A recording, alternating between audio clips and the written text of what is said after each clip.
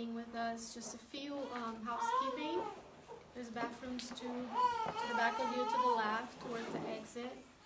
And there's also a emergency exit if we need to exit the building for any reason. Hopefully that will not be necessary. So kindly ask you to reach down with your purses and jackets and silence your phone so that we can better connect with the guardian angels, allowing this next few hours to be truly healing as they are already here with us today, working on our spiritual treatment. We will start with an inspirational message from Living Spring, followed by initial prayer, and then we'll have short talks, a short break until we start our spiritual treatment. So I hope that you enjoy our program today, and I will pass the word to Eric. Hello. From Living Spring, number 107. Let us renew ourselves each day. Be transformed by the renewing of your mind, so that you can prove what is the good, pleasing, and perfect will of God.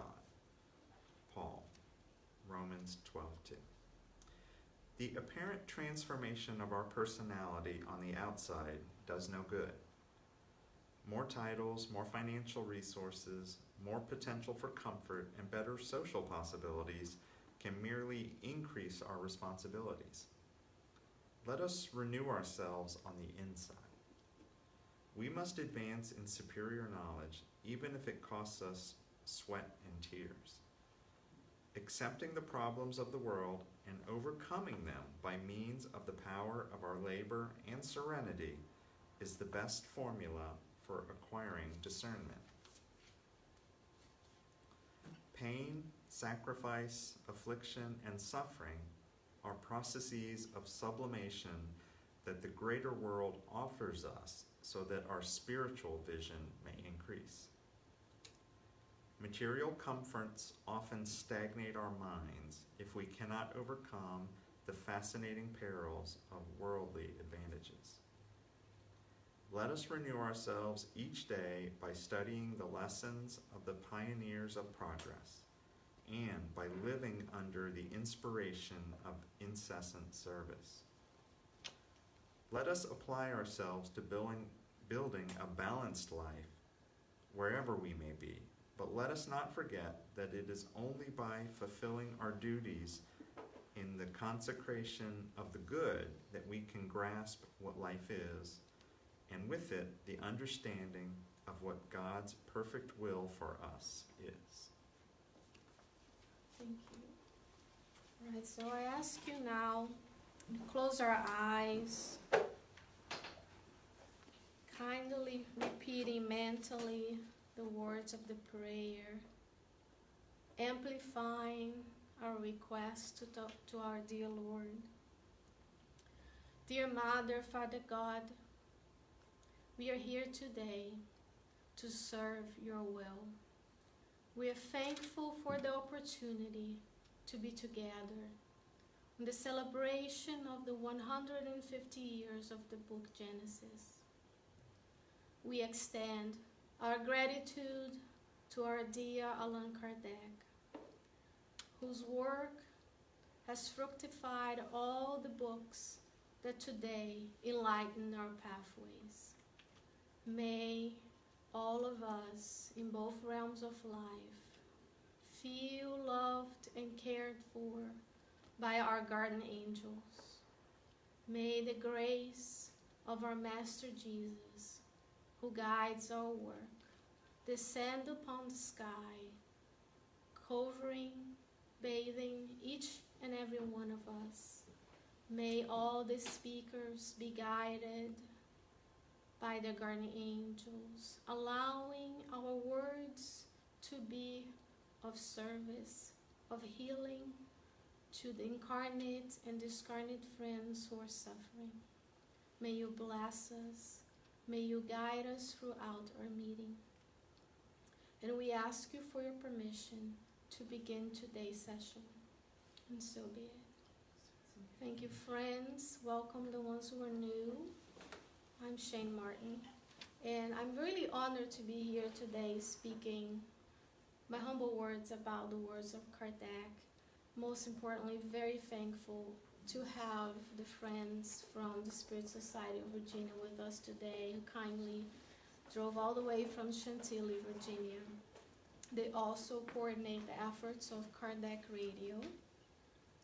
And if you are ever in the area in Northern Virginia or in DC, check out the works that they do monthly in Washington, D.C., starting weekly next year. And also there are many weekly and bi-weekly activities on the Spirit Society of Virginia if you are in that area. In Richmond, we meet every Wednesday at 7 p.m. to study the Spirit's book, and once a month we conduct similar workshops to what you're seeing. So today, I am humbled to be talking to you about the book Genesis from Allan Kardec. So we are deeply indebted to the works of Kardec, who, according to Emmanuel, had a mission of enlightenment and consolation. He also says in the book, On the Way to the Light, that he would be accompanied by a plethora of companions and collaborators, and his task was difficult and complex. Yet, he made a choice of being diligent to his work so that we could be here today. So, no words are deeply thankful beings that all the work that he did, and also his wife, Amélie, who supported him, has allowed us to be here today. So these are the five to celebrate today. In January of 1868, the book Genesis was published. So we are in celebration of the book, 150 years of this book, published 1 year before Allan Kardec. We are here today to talk about understanding miracles. Also, there are other works that Kardec has published that are not on this slide. But importantly, coincidentally or not, we will be officially 2 years of age in a few days. The group has existed with the help of Vanessa and Carlos since 2008 in different combinations of folks. But Kardec was also born in October, so things do happen for a reason, and we're meeting today to understand a little bit about miracles. But before we understand miracles in the light of Spiritism, what is a miracle, right? So what is the definition of a miracle? Miracle comes from the root of, stay still so that people can see me on the camera, from mirari, which is to admire. And usually a miracle is something extraordinary that manifests divine intervention in human affairs. That's the definition. An extremely outstanding or unusual thing or accomplishments. In the works of the religious institutions, in the theological sense, miracle is something extremely extraordinary that is not repeated and that we cannot explain by using our natural laws. Now, we can explain physical laws. We all understand, gravity, speed, velocity, all the physical laws of the universe has emerged to explain things that before we didn't know what it was. So magnetism, gravity, electricity, right? So before events that we can explain today, before they weren't explainable to the common folk. But as science evolved and explains how the physical laws act on the material as we see, then we also have the spirit science who will bring to us more explanations on the laws and the spiritual principle. So by the church and by the religious, it has to be very unusual, a miracle. So what we have is a supernatural event that does not occur within the natural laws, unusual, isolated, and exceptional, and you can't explain it. That implies that some divine outside being is producing the miracles. By the theological sense, God's intervention. So only God can explain or produce miracles in the theological sense. Yet, we have Spiritism. And Kardec brings to us that Spiritism does not perform miracles. He says, why? Because the moment you can replicate something over and over again, now you can explain it by a law, and if you can reproduce it, now it's not unusual anymore. Therefore, spirit science, so what does Spiritism bring us? It gives us new laws, the laws of the spiritual principle, right?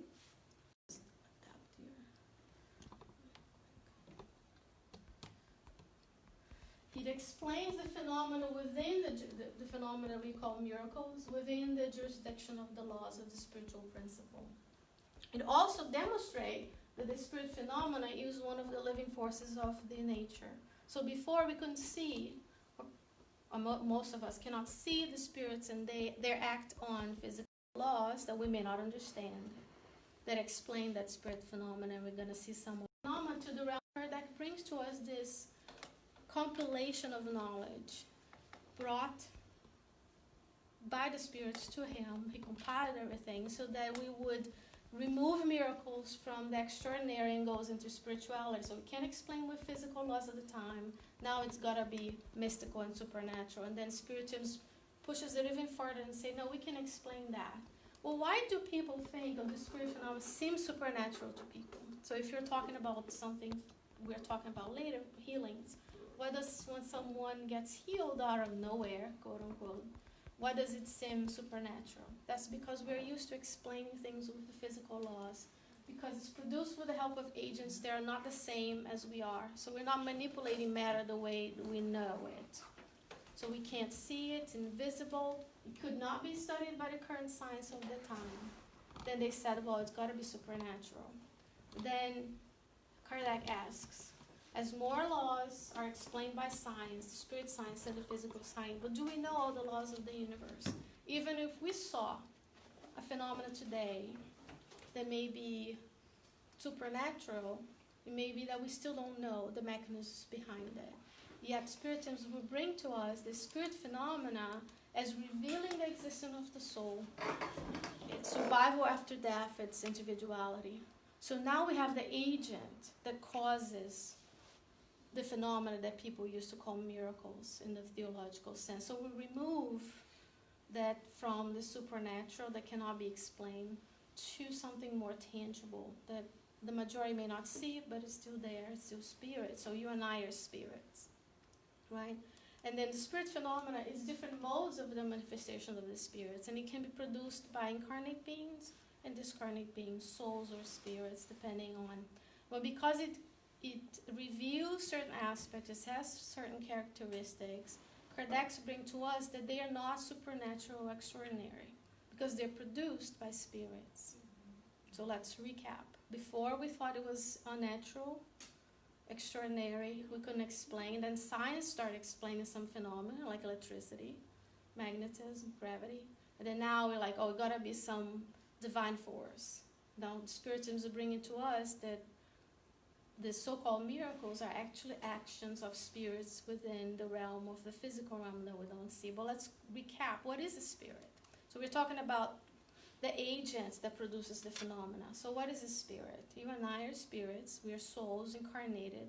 Our brothers and sisters who are in the audience that we can't perceive, in a sense, are spirits. So spirit's a soul that has survived the body. So when you and I pass away, on the friends on the internet, and not if but when we pass away, we will find out that in the spirit realm, the spirit world, primitive and first, we have survived our physical body that we are so blessed to be here today with, so that we can learn and grow and have all the trials and tasks that we have to do, even though it may be difficult. But spirits act upon matter by means of its perispirit. So even you and I here, we have spirits, a spirit that is enveloped by the perispirit. And our spirit acts upon our physical body through the perispirit. So there's the intermediary agent. So spirits do what they used to do incarnated. So if they like to read, they go read. If they like to play, they go play. So on and so forth. So whatever you and I like to do, most likely if we discarnated right now, we would continue and go towards that, because it's your attraction.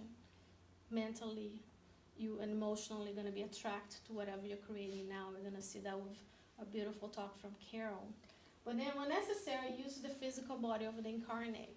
So when it's doing that, it's using an intermediary that we call a medium, right? So it may be that in the times of Kardec, the tables were rapping, and then there were mediums in the room that were capable of producing those physical effects. So the spirits were using them as a means of communicating with us. But yeah, the phenomenon may have seemed supernatural to some people, because tables don't have brains, so they couldn't be wrapping or moving around.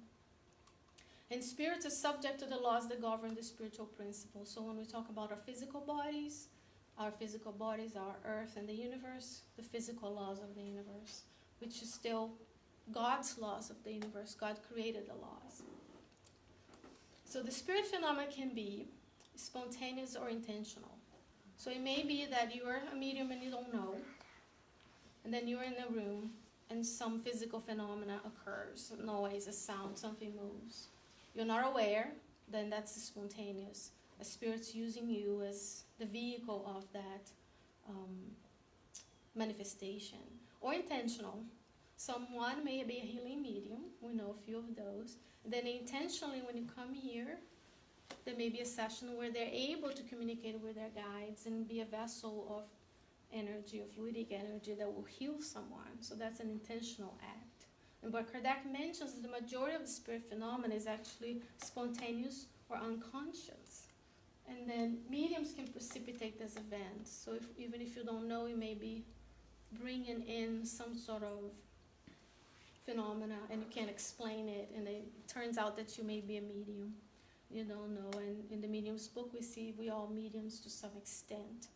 Very mild because we notice the intervention of spirits in our lives. We have able to perceive the presence of our guardian angels, so on and so forth. And some other folks have a more ostensive mediumship.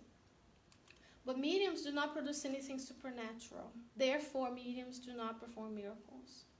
So we started with a concept that is really unusual, really out there, that God has to come down and do, to the point that we say, well, because we can explain, we know the mechanism, we know the agent, we know the agent's the spirits, the fact, the spirit phenomena, then now we say mediums do not perform miracles. Even if someone walked in and we healed them, quote unquote, out of nowhere, we can't explain. Science at the time may not explain, medicine may not explain, yet it's not a miracle. It has background, it has science behind it. And like Kardec said before, we don't know all the laws of the universe. Just because we can't explain today doesn't mean in 100 years, 200 years, we won't be able to. So the knowledge we have today is the knowledge we need now to progress within the realm of the earth and the spirits that are here. Hopefully in the future, as we move to a world of regeneration, we will bring in more scientific knowledge, medical knowledge, astrophysical knowledge, all kinds of knowledge that we need to progress, right? And he says, spirit phenomena has existed for all times. So it's not something new that started with the Fox sisters in 1858, when the first manifestations occurred in the United States. But it has occurred since time. And at the end today, we're going to learn about healings that Jesus did and other phenomena. If you read the books of the Bible, the event is there, the phenomena is there. But before, people may have thought it was from God, and now we can explain it with knowledge. So it's important for us to analyze and study these books. And I should have showed to you, but my book is the book Genesis, because the first part is Genesis of things in general, the world, the people. And the second part is miracles, is what we study. The third part is predictions of the future. Now let's go back to God. Can God perform miracles? Do you think? God being the supreme intelligence of the universe, all just, good, all powerful, omnipotent, immaterial, all loving and kind. If God wanted, excuse my language of anthropomorphizing God, but if you wanted, you could, right? Well, Kardec says, of course, God could, but God hasn't. Why?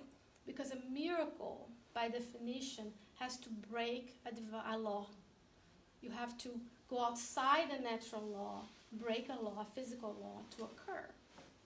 But if God were to perform a miracle, God would break its own law that it created. But because it creates perfect laws, then God cannot perform miracles. Does that make sense? So when you read this chapter, it's very rational and logical. So if miracles are unusual and extraordinary, but now you can repeat it, because a medium may be able to repeat the same thing over and over again. Now you've got to be governed by a law. And if it's a law, we can explain. If we explain a law, we find the fact and the cause of it. So it's not a miracle anymore per definition. So he says, God does not perform miracles because since the divine laws are perfect, he has no need to derogate or deviate from them. And God has no need to show us that it's powerful. Right? So what does Spiritism teach us? A little out of order, but the immutable laws of God that affect both the spiritual and the material principle. If you go back to the Spirit's book, we have the triad God, Spirit, and matter. So both the Spirit has its own set of spiritual laws, spiritual principle, and matter has its own set of laws. All both immutable, meaning you can't change. You and I cannot change. God has already made it for us. We don't need to change. But Kardec invites us to do something that is interesting. He said, let's take back the definition of miracle as something wonderful, extraordinary. And he says, God's action is in all that is around us. So he says, look around. Literally outside of yourself. And if you look around this beautiful autumn day, the rain is a miracle. The leaves falling in the United States is a miracle. Go inside yourself. The cells of your body are miracles. The fact that you can breathe in oxygen, breathe out carbon dioxide, and now you can think about those molecules bathing your entire cell and moving around you on your vessels and arteries. So that's a miracle in and of itself. It's a blessed miracle because we are here and we've been given this opportunity. So he says, go look around. There's everything that is miraculous in a sense, created by God, is all around you. So you don't need to go and invent some divine intervention for something. All you have to do is observe what's around us. And Spiritism brings to us that is not something that we can explain. It's actually, it follows very logical, rational laws. All right, so that's my part on understanding miracles, and I'll leave you with our master for now as we switch into Carol's talk. So, if you excuse me just a second, so that I can open her stuff. Do you know what I should have done? Is it?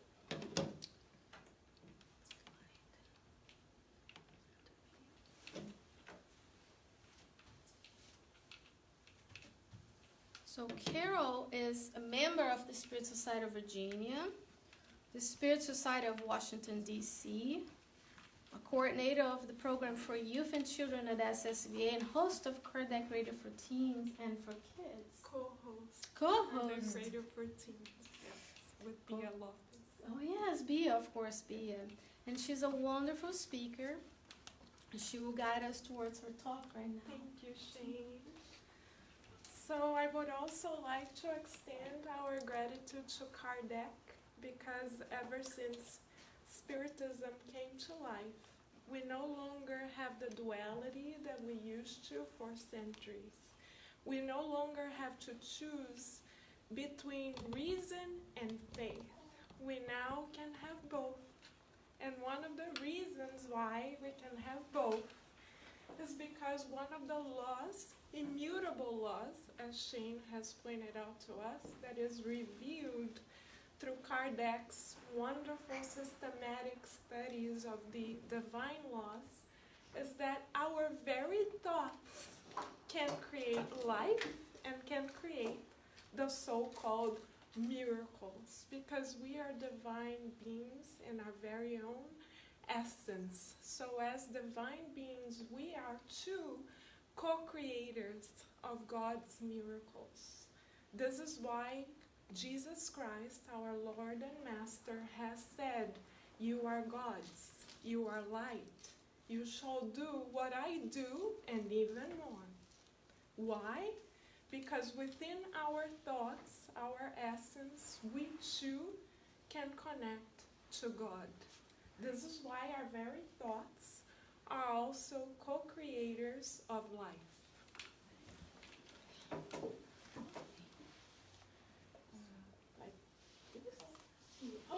It's a miracle!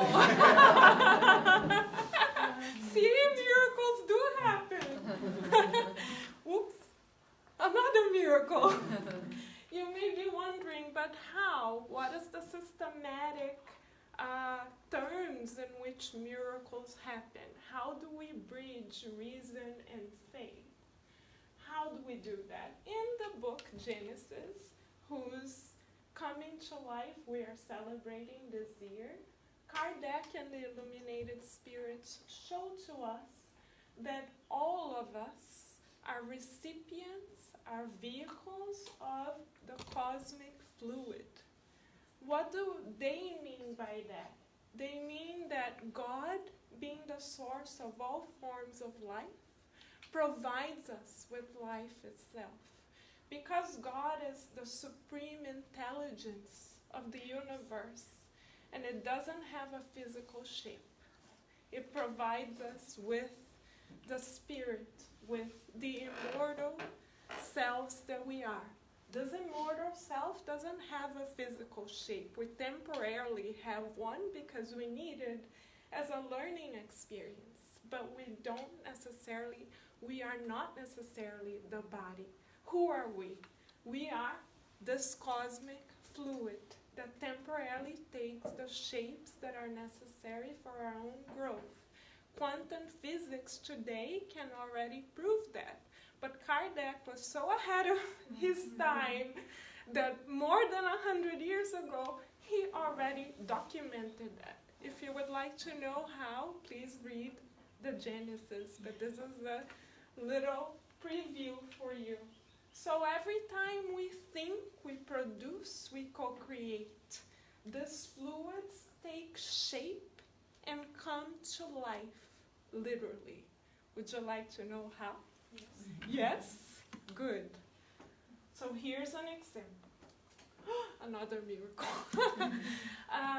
In the book, Missionaries of the Light, by the great reporter of the Beyond, Spirit Dr. Andre Lewis, through the blessed mediumship of Francisco Cândido Xavier, we learn how thoughts come to life. We learn about Marcondes. Marcondes is a spiritist, a practicing spiritist, like all of us here incarnated in this room. He was connected to a Spiritist Center, and during his physical sleep, he had the opportunity to practice what we call intelligent sleep. What is that? It's the opportunity to be of service while our physical bodies rest. How is that possible? Because only the physical body rests. The spirit doesn't need to rest. Our real selves, immortal selves, can keep on serving and learning. So he was actually matriculated, Marcondes, in a course on the Beyond, a course much like this, only for spirits that were partially freed from the physical body or completely freed from the physical body. His assistant teacher came to check on him, like many of our mentors do every night. When they arrived in his humble abode, they realized that he was actually trapped there. How? By 3 discarnate women. How so? During the day, he engaged in a behavior that is very much sanctioned by our society currently. That behavior was flirting, especially for men in our society. That is glorified. Oh, he's proving his masculinity. He's so charming. Let him play. He's just playing. Well, in reality, that is not so. Because according to the universal laws, we are not playing anytime that we think. Anytime that we produce thought, we are actually creating life. So what happened to him? He flirted, quote-unquote, innocently, apparently. But then at night, when his body was freed from matter partially, the 3 women that he flirted with came after him. They actually met with him in his own bedroom and said, oh, let's have fun together. So then when the mentor came, he said to Marcondes, what would you like me to tell your teacher? And Marcondes was like, ooh, I'm so sorry. Don't look at me now, I'm so ashamed. And the three discarnate women said, he called us here. I'm going to repeat that. He called us here. How? Through his thought. The three women actually connected to him and literally materialized in his bedroom. He called us here. So then André Louis said, can't we do something? Can we wake him up? Can we set him free? No, we cannot. Because it was his choice. He has to learn through his choice. His thoughts created his experience. So next time you think of a brownie, for example, be careful. Because according to what Allan Kardec documents in the Genesis, whatever we think becomes a painted scenario that is three-dimensional, that has shape, that has smell, that has texture, and we are halfway there, much like our friend Marcondes. So we learn through the spirit mentor André Louis that our thoughts can actually create. Oh, did I turn it off? Sorry. Another miracle needs to happen now. Thank you. I can do it. Thank you. And what else can our thoughts do? They can create all kinds of life. Another example of a situation that was documented by the spirit doctor André Louis is reported in the book Action and Reaction, also dictated through Francisco Cândido Xavier. In this book, we learn something quite impressive. The power of thought comes to life yet again. We learn that in the spiritual realm, there are actual schools of Avengers, believe it or not, that can actually be trained to manipulate our thoughts. How so? In the book Genesis by Allan Kardec, he tells us that discarnate spirits obviously don't have hands that they can manipulate objects with. So what are their quote-unquote hands? Their thoughts. So through their thoughts, they can actually manipulate situations, circumstances, and individuals. But how does that happen? You may be wondering. Through our habitual desires. Those are words taken by Kardec. What does Kardec mean by habitual desires?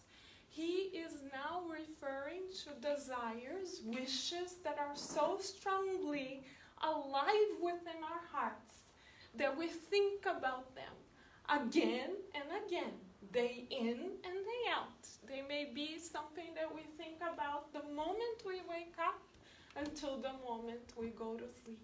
So they become a habit. They become who we are. They become part of our identity. And what happens to us when we have such kind of desires? The picture you see on the screen is of Louis.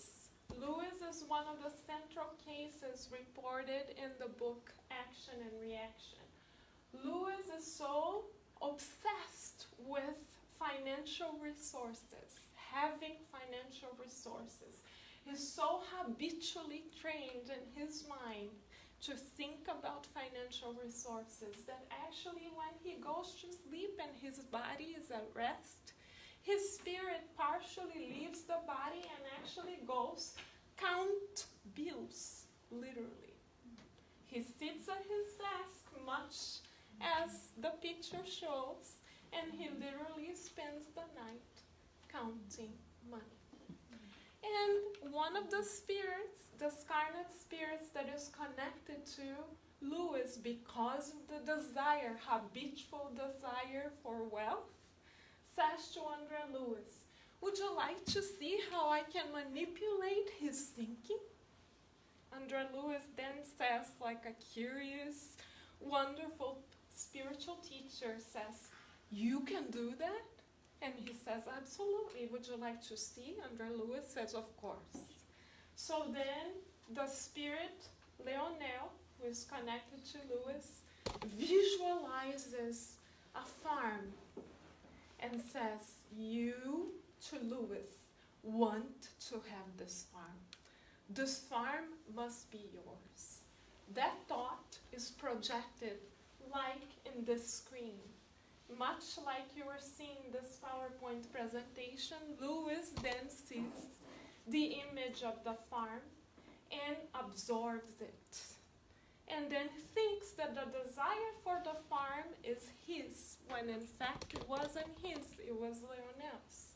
But because of the habitual desire for wealth, Leonel, as a discarnate spirit, was able to manipulate Lewis's own thoughts to then harvest in him that desire even further. So the question that the spirit mentors through Kardec leave to us right now is, what may be our very own central desire? Because according to the reports in the book Action and Reaction, this is how we enter into psychic delirium, which is the process of obsession, the negative persistent influence from discarnate or incarnate spirits. So the question is, ta-da! What might be our very own central desire? Because that habitual desire is the water that will allow our thoughts to grow, manifest, and create life. Our minds are like a garden, and our thoughts are like the water that allows the garden to harvest. So what are we harvesting? I would like to bring to our attention the spirit mentor Emmanuel. He was the mentor of Chico Xavier.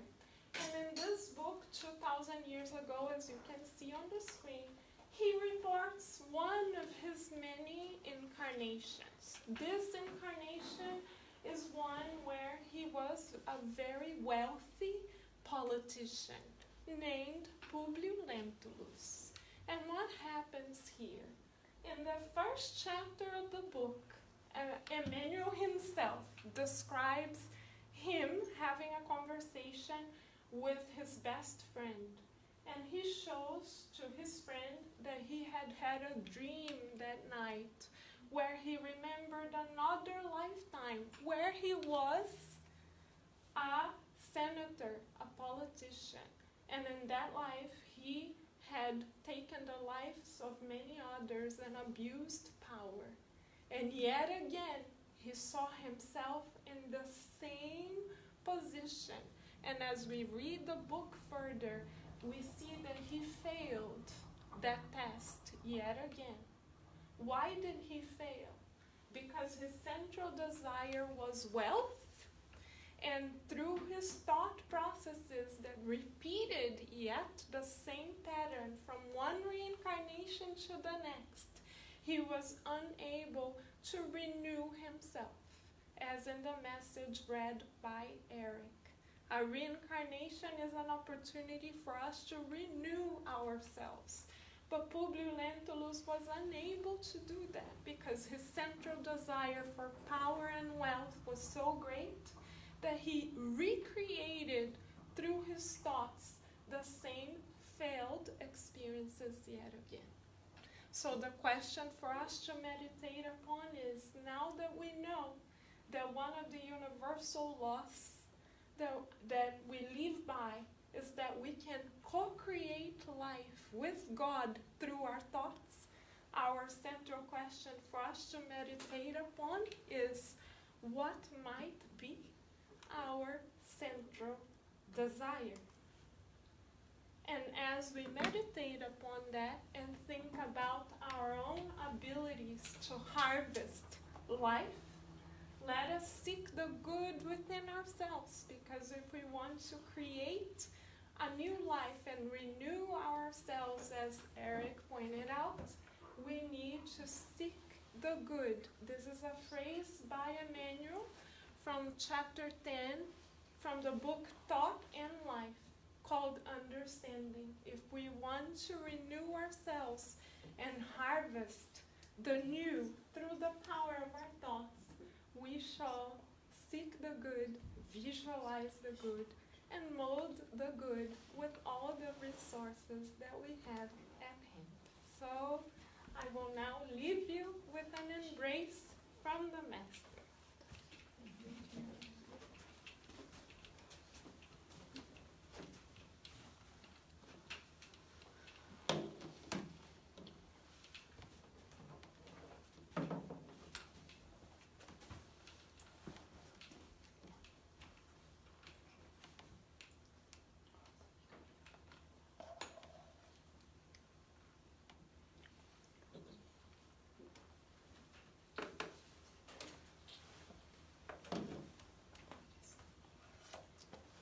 Friends, now we move into mechanism of healing with our dear friend Vanessa.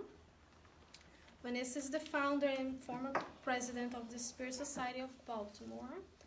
She's the current president and founder of the Spirit Society of Virginia and the Spirit Society of Washington. Plus, she founded the Kardec Radio. She's a wonderful fifth generation spiritist who is always willing to help us for our spirited endeavor. So I welcome Vanessa to. Thank you. Just making sure. All right. Thank you. Yeah, thank you. Stretch. Is that a good time to stretch? Yeah. Feel free to stretch, stand up. Don't make too much noise, the baby's sleeping. Right?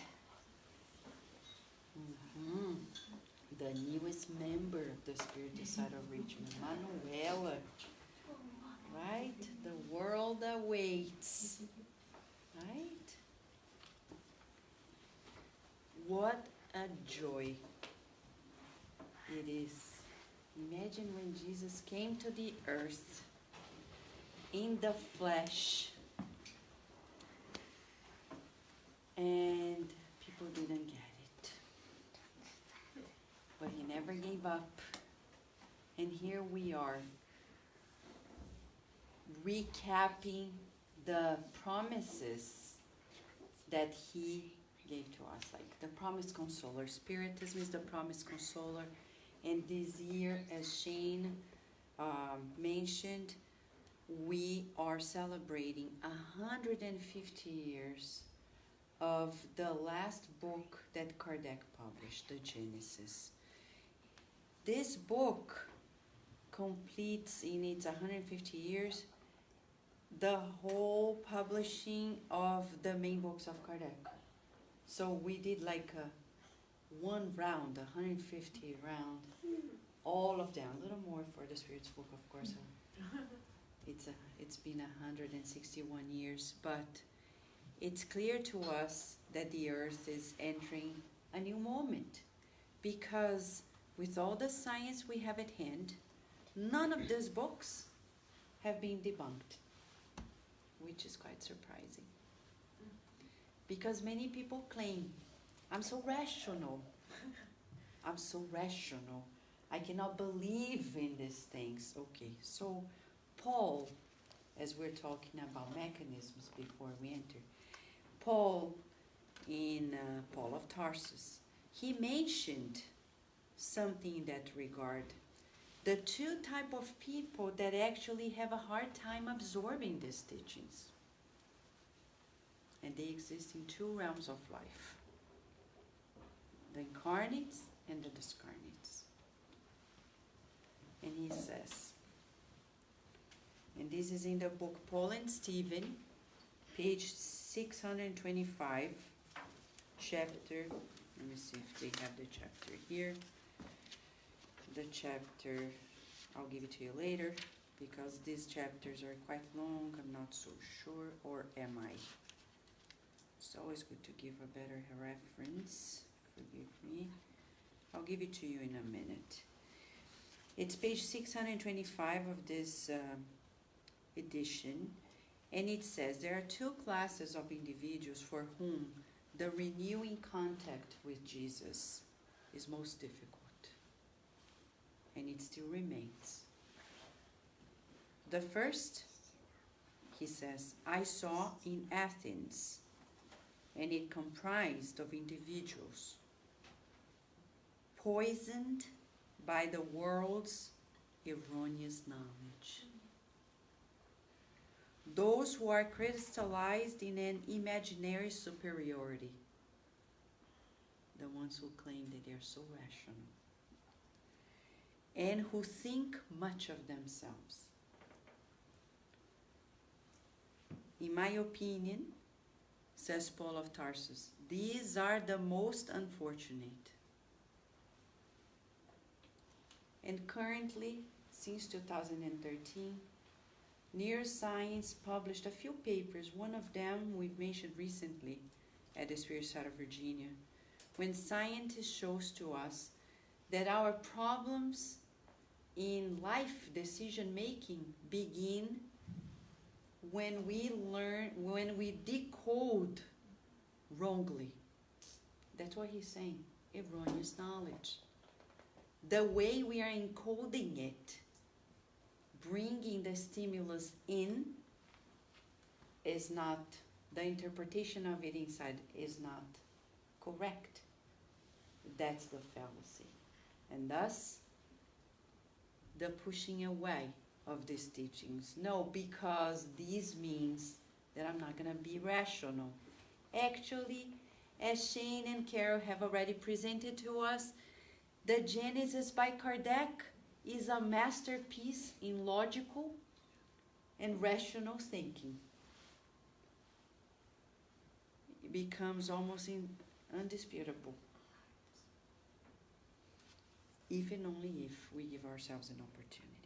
The second type of individual that have a hard time with the renewing contact with Jesus is comprised of the recalcitrant Jews at his time, who, possessing a precious legacy from the past, do not understand faith without religious battles. They are hardened in the pride of the Jewish race and persevere in an erroneous interpretation of God. Time and again, we're going to see that the understanding is blinded by the way people are interpreting the teachings. We can only begin to understand the mechanisms of healing with an open mindset, because Spiritism is going to show to us a new understanding, since Sheyne brought to us a new take on miracles. And based on that foundation, when we talk about healings, we're talking about mechanisms of the divine law that happens in life. But how do they happen? So there is a two-way approach for us to talk about the mechanisms. One is from the point of view of the ones who are instruments of the healing. We talk about them as healers, healing mediums. How does this happen? And the other one is from the perspective of the one who is being healed, who is experiencing the healing. All of us. All of us.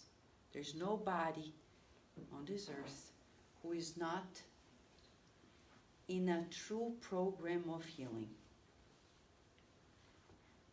So what we're going to see here has this two way of understanding. The first one for us is from the perspective of all of us, like, I want to be healed. The infirmities, the diseases that happen in the physical body, we're talking about mental illnesses included, they do not happen only in the physical. The physical is simply a rough image of something that is happening in the true body, the spiritual body. And the book Genesis dedicates a whole chapter to the perispirit, making us understand our main body. You know, some people nowadays like to talk about fashion design, right? And it's interesting that we read this part of the book to understand about the fashion of the spiritual body. Huh? It's inexpensive, the best part of it all. But it's labor intensive. You cannot buy elsewhere. You don't need a stylist. That's bad. If you're a stylist, you'll be out of job. Because in the spiritual realm, we cannot ask somebody to dress us up. Because it depends, as Carol showed to us. It depends on our minds. André Luiz, in all of his books, he shows to us that we will be dressed up spiritually in our spiritual body, the perispirit. We will show our appearance depends 100% on our thoughts.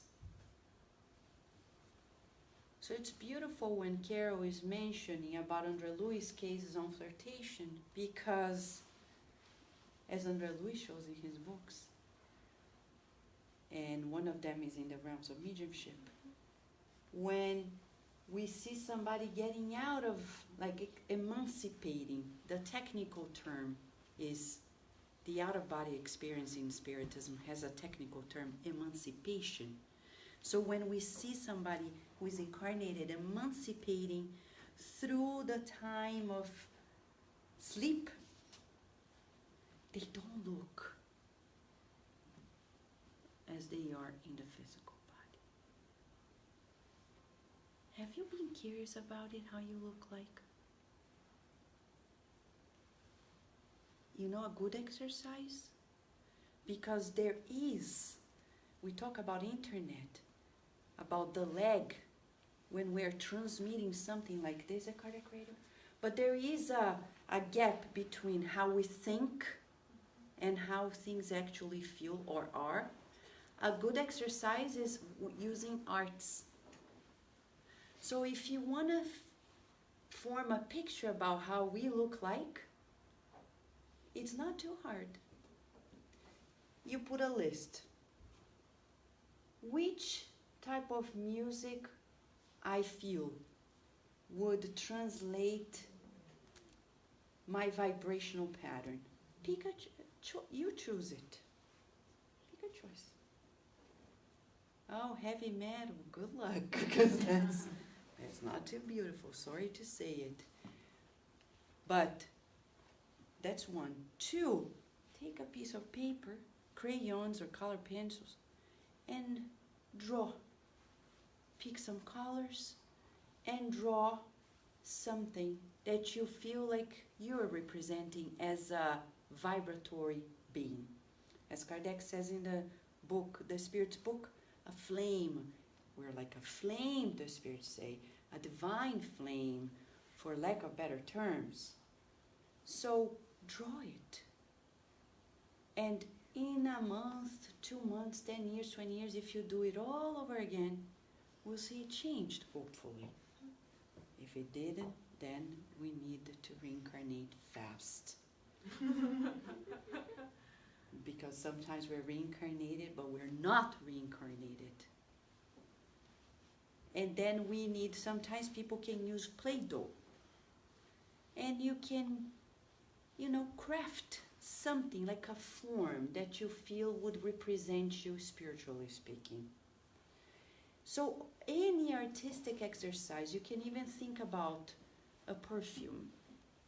What kind of fragrance? Think about flowers, and if you know flowers enough, what kind of fragrance would represent you in your vibratory emanations. Because Chico Xavier himself, people report that coming close to him, it was like coming close to a garden of flowers. He would offer coffee cups to people, and people would feel the perfume. And they were like, where is it coming from? In togetherness with the spirits around. So when we're talking about mechanisms of healing, we're talking about ourselves in our infinite unfoldment of our divine potential. But why do we need healing, right? Why do we need healing? Because there is a form of disease, and we know that the word disease means something that is not ease, going with ease. It's the opposite, dis-ease. So where are we stuck? There's a point, stagnation, like we call sometimes a crystallization. Well, if we go straight to the point from the Genesis to the continuation of the science of the spirits unfolded in André Luiz in Evolution in Two Worlds, we're gonna see clear cut that our previous lives explain previous experiences, sometimes in this life, as in the Gospel according to Spiritism. Chapter 5, present causes of suffering, past causes of suffering. And the spirits reveal, most of us will resent the consequences of this life. But we don't watch out. Like we eat a lot, end up with diabetes, and it's karma. No, it's not karma. It's because we are not watching. Not only the amount, but each body needs a different type of food. And one day I asked Divaldo Franco, in 2006, Divaldo, why are so many kids being born with food allergies? We've never seen that. We haven't seen that before at the scale that we're seeing nowadays. And he's saying, not to be simplistic, because the food industry has their touch on it, we know. But he says, it's a call to discipline. If you have allergy, there's no other way. Don't eat it, or else. So it's saying discipline yourself. So when I have a child who has diabetes, some parents say, oh, poor them. No, it's good for them, because God wants them to be disciplined. Lucky them that they are under a strict program, because they are going to advance faster. Who says it? Me? No. Jesus in the book, Jesus in the Home. When we are under a strict regimen, he says, even authoritarian regimen, we may progress faster. And nowadays the world is experiencing an alarming rate of aversion for discipline. Anybody who talks a little bit about order, they're like, no order, hippie society, peace and love, whatever way. And then we see the chaos that we're seeing in many countries in the world, where there is no order, no discipline. So the causes of infirmity, says the Spirit, are in previous choices. But how does it happen? But they reveal to us. How does it begin?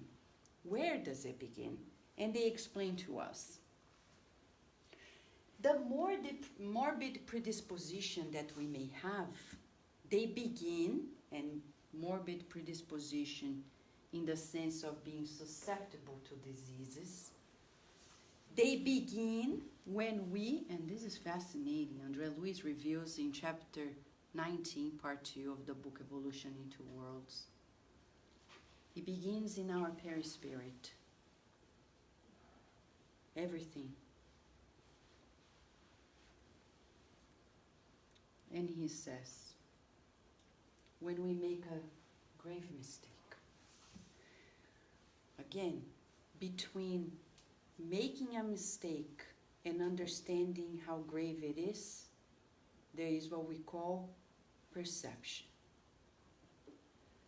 Some people may commit grave mistakes and yet excuse themselves, feeling like it's no mistake at all. But if they just knew that it doesn't depend on somebody else, that it depends on our calibration with the divine laws that are imprinted in us. It's as if we have a mental computer and there is a program and there is a virus and we are not intercepting it, but it's doing stuff, and if we don't watch out, it may corrupt a lot in our system. So that's why reading these books, studying Spiritism, helps us calibrate.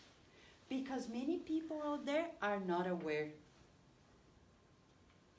There is a big difference between the divine laws imprinted in us and the awareness of them. Spiritism wakes us up and says, did you know that you cannot park here or you're gonna receive a citation? No, I didn't. I've been parking there all my life. Oh. And Spiritism said, don't do it. Did you know? And then we start putting awareness where we didn't used to have. So André Luiz is saying, when we make a grave mistake, we create a nodule, he says, like a knot of spiritual disturbance in our spiritual body. We're talking about fashion design, and that's how we create our clothing for our spiritual body. The knot of disturbance is vibrating. It's like a crystallization. Why? Because the system didn't accept it. Who didn't watch Willy Wonka's Chocolate Factory? Everybody did at some point, right? Do you remember? There is a room and they're selecting the eggs, and there are eggs that are good or not. So he buzzes and says, good egg, not good egg. Our minds are like this. The system is bringing in the bits of vibratory information, which are our words, feelings, thoughts, actions. It is uploaded.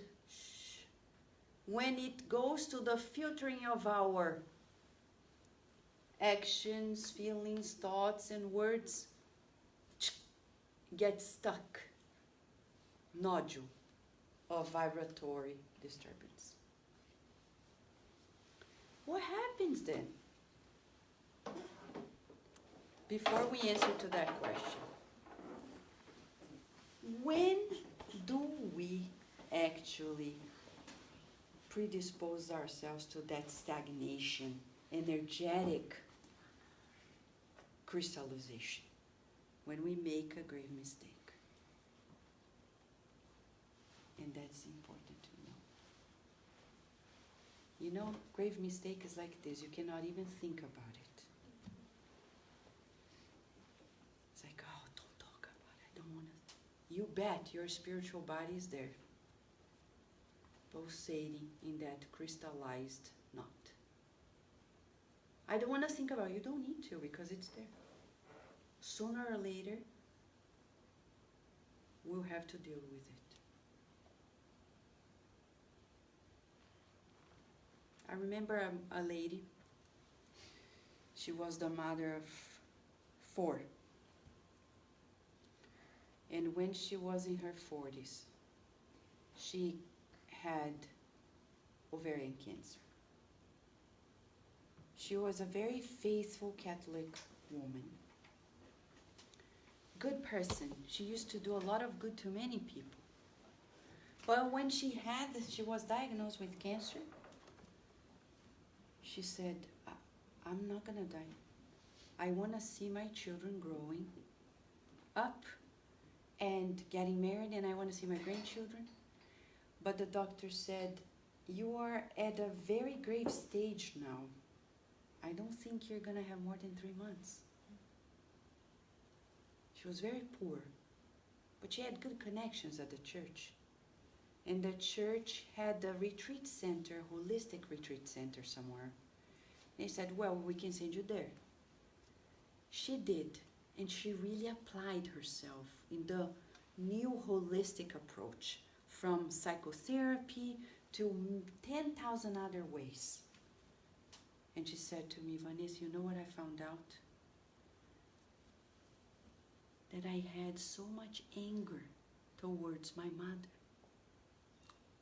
I wasn't aware of. I understood why I got sick.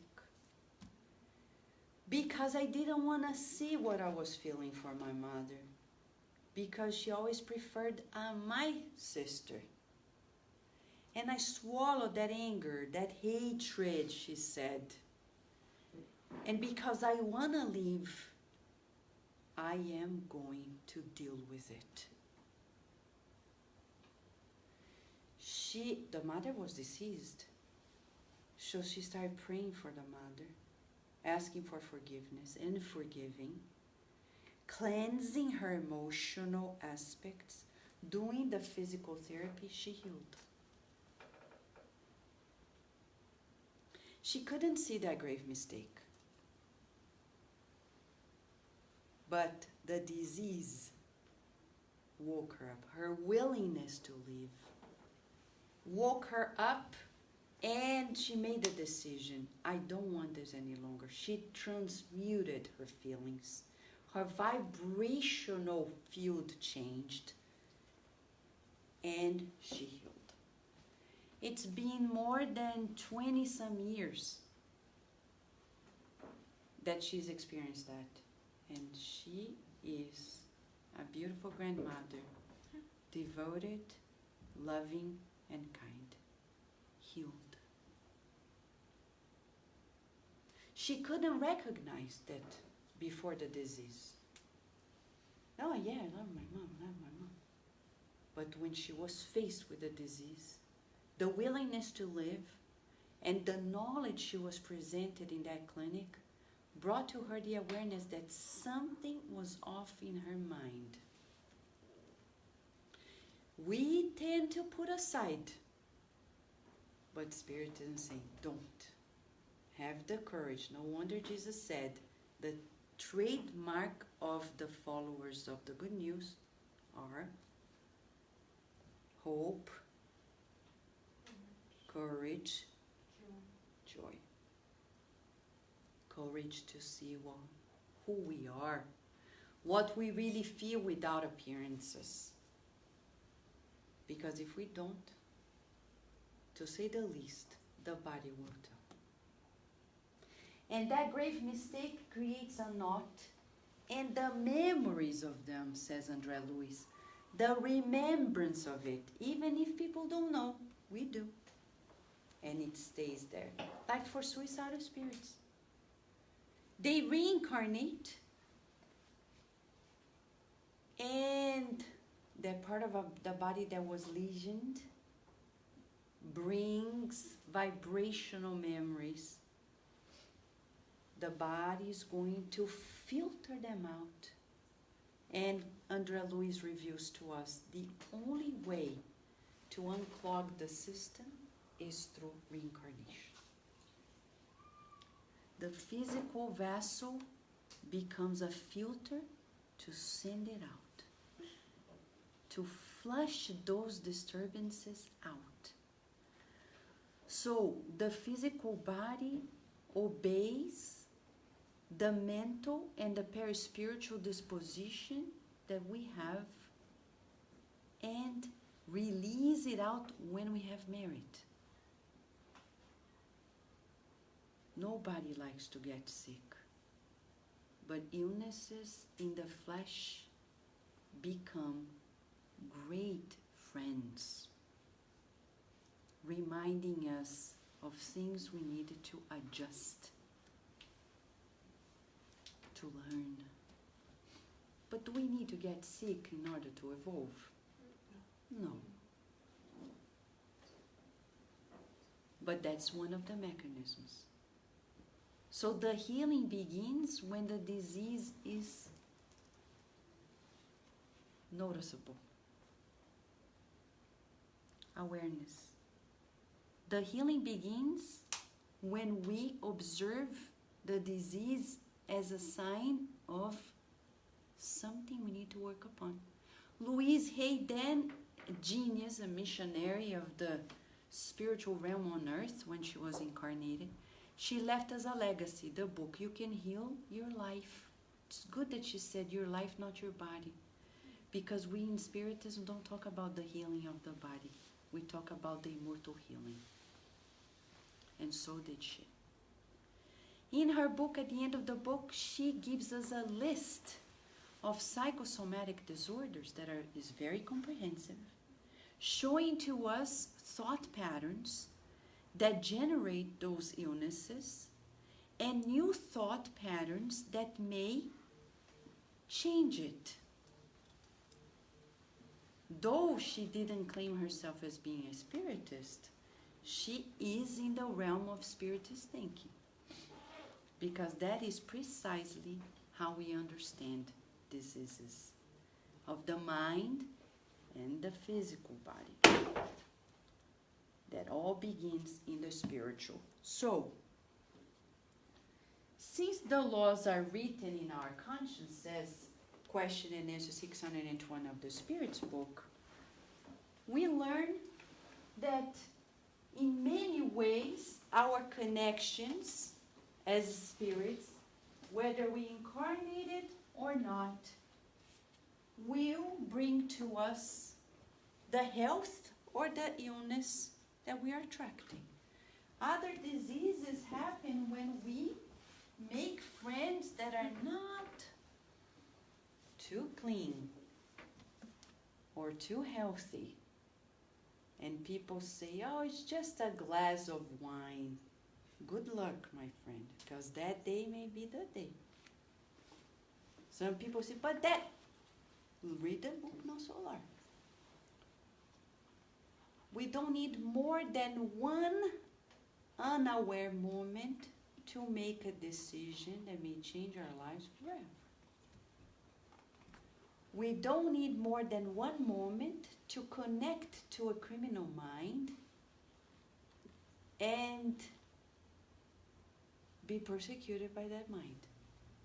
I remember a friend one day came to me and said, I became depressed the day I drank a little bit of whiskey. I said, I'm sorry, but I don't believe in that.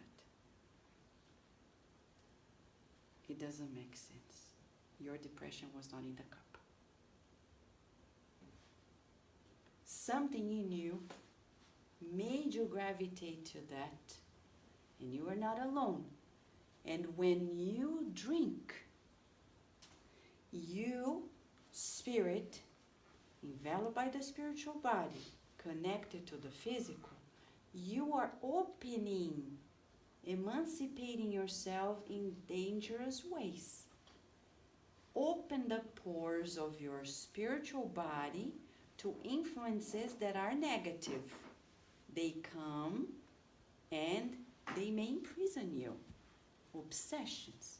So these are the other elements that may cause diseases, obsessions. I'm just putting spiritual because sometimes people don't understand the term we use in Spiritism as obsession, but it's a technical term for this persistent negative influence, as Kardec says in the Medium's book, chapter 23. It's the best reference to understand obsessions. It's like this, oh, I go to the bar. Oh, it's just one thing. Who are the friends there? Happy spirits? I don't think they'll be there. But those who rescue us, they may be there, but they cannot intervene in our decisions. They can inspire us. In any other sort of environment. So the healing for us, the healing is certainly multidimensional.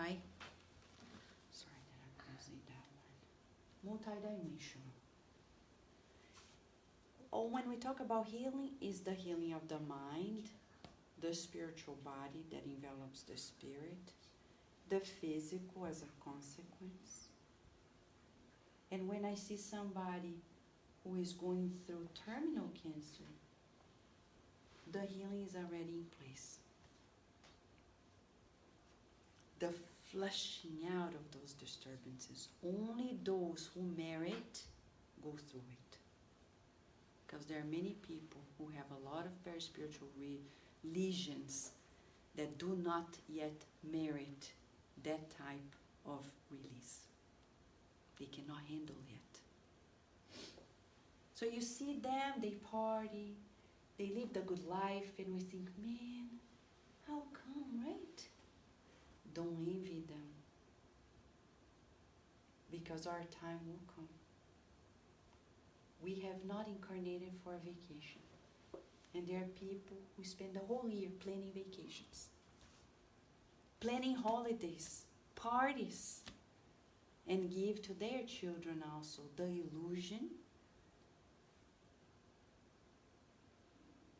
that will lead them to decisions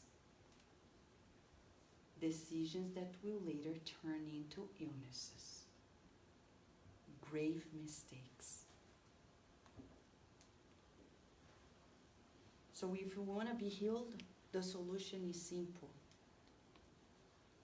Come to terms with your conscience. That's how the spirits put it out. No wonder all of them say, serve more, serve more, serve more, serve more, and more. And you're sick, more. Like Emmanuel said to Chico, he was bleeding in one eye. And Emmanuel said, what are you doing, Chico? Chico Chave. Don't you see my eye is bleeding? Don't you have two eyes? Emmanuel replied, use the other one. What a mentor, huh? You want a mentor like this? Come to the SSVA. Or stay here in Richmond. But mentor like this says, use the other eye. We cannot indulge. We cannot afford but to say, I will treat myself. Previous choices that, thank God, I do not recall, but I can feel them. And new choices that become more soothing for my soul, calibrating myself for new choices. As they say to us, it's a threefold approach to heal ourselves. When we take remedies, physical remedies, André Luiz even explains to us that in each medication we are going to find a projection of these chemoelectrical elements over our cellular aggregation, stimulating our functions and correcting them. So next time we take a pill, take it with intention to make sure that the direction, vibratorily speaking, is given. Some people say, I take the medication, especially depressed patients. It's not working. But how are you taking it? With belief or disbelief? Are you putting intention onto it or not? And they keep going back to the doctor. The doctors change the medication, yet it doesn't work because they have not put their mind over matter. So we need to do it ourselves. And the spirits reveal to us that psychotherapy is great and it's essential. We cannot heal without changing our thoughts, as Carol showed to us. We want to help our children, Teach them to think beautiful things. Beautiful thoughts all the time. It's not enough to give them enough good food, but good mental food. How do you change from negative thoughts and feelings into positive ones? Still, we need external resources. That's why we say the spiritual treatments, the passes, the water that is brought. We bring a bottle like this. And if people don't have a Spiritist Center nearby, you can put a glass of water or a bottle of water in front of you, say a prayer, and the good spirits are going to apply spiritual remedies. You drink it. You fill yourself up with renewing energies, like the message that Eric brought to us at the very beginning by Emmanuel. Renewing ourselves. When I go to sleep, I put a glass of water or a bottle of water, say a prayer, go to sleep, and André Luiz says in the book Evolution in Two Worlds, chapter 2, if we have the merit, which is not on us, if you say, I don't merit, please don't be God. Because God knows if we deserve it or not. But say, God, if you think I do, the good spirits are going to come and do true spiritual surgeries while we're sleeping. I don't need to take the plan and see John of God to be healed. No? That's the other part of our story as we wrap up. How does the healing happen from the perspective of those who are subjecting themselves as healing instruments? I brought two references so we can read further at home. One is from the book Paul and Stephen, by Emmanuel. There is a moment that Paul himself healed a proconsul of the Roman Empire, Sergius Paulus. And there was a man who was one of his helpers, who was said to be a healing, or like a, whatever we name, let's kindly say, a healing medium. But he couldn't heal Sergius Paulus. Then Paul of Tarsus came and healed. One day, that man named Bar Jesus came to see Paul and said, how did you do it? What is your talisman?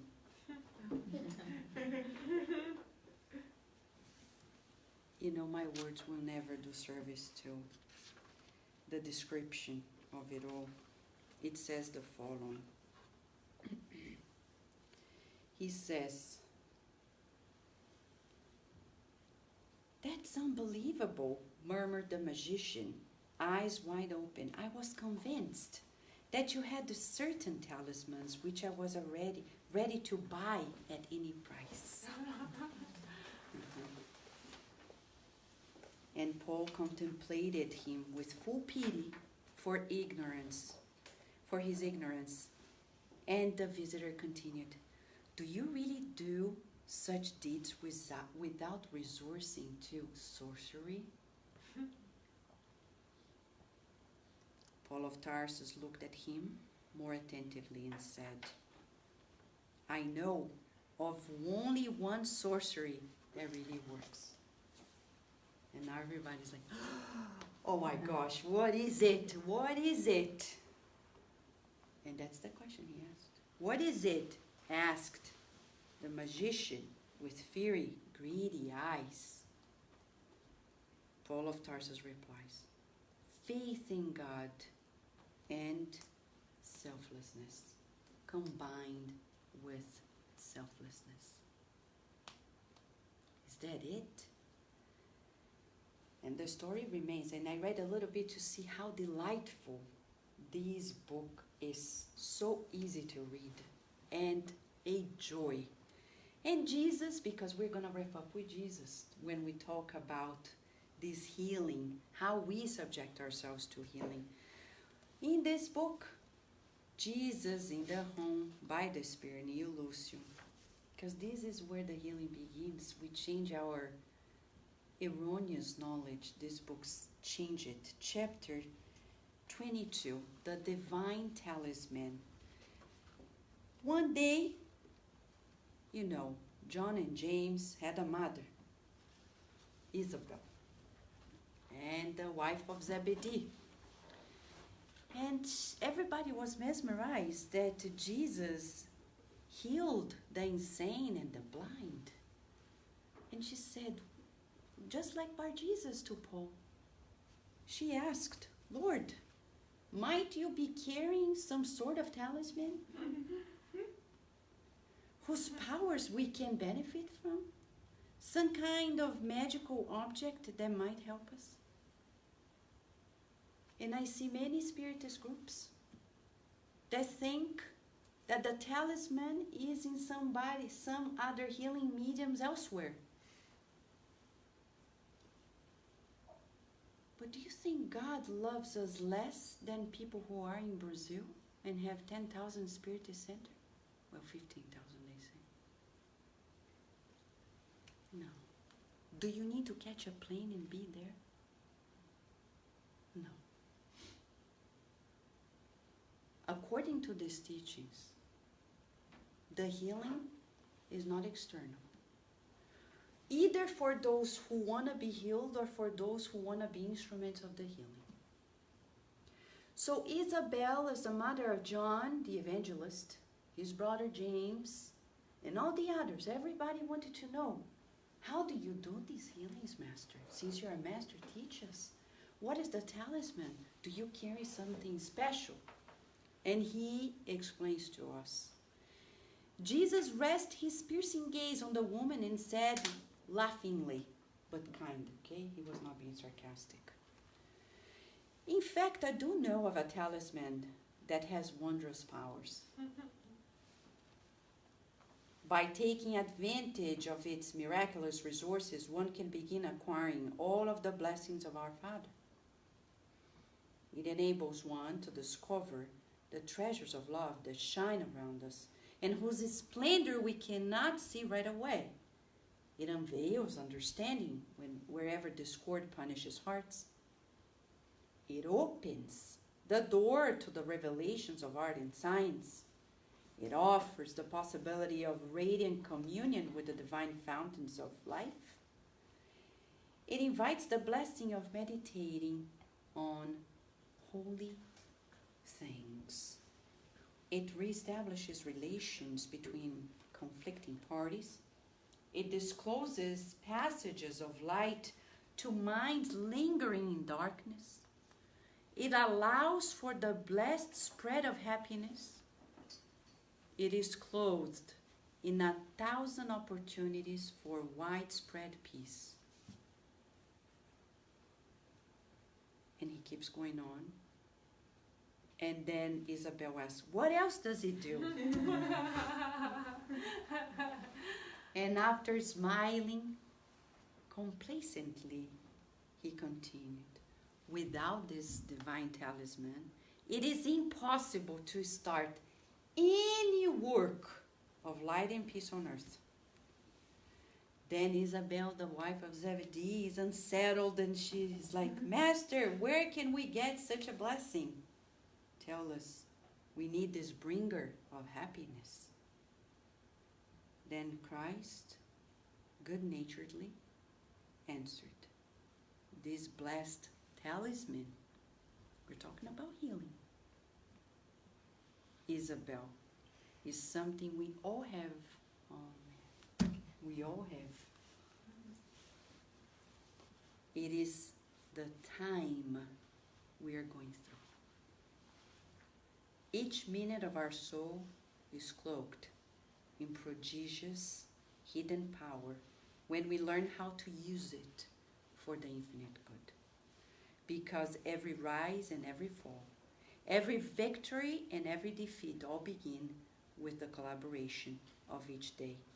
Time is the divine talisman that we should avail ourselves of. So if we want to be instruments of the healing in our families, at work, in our communities, in our nation, when we use Facebook, we need to use our time wisely. When we say, I can't because I don't have time, we're telling ourselves, I'm not progressing. And I don't want to expand the progress to others. So Jesus tells to us that the mechanism of healing begins with the use of our time. Paul of Tarsus reinforces by referring to our need to be faithful to God and selfless. And in that manner, we can be able to be available to the good and loving spirits who are constantly trying to help us. In endless moments, the spirit doctors who are constantly trying to help us, and if we give of our time, they will do so. Right, friends?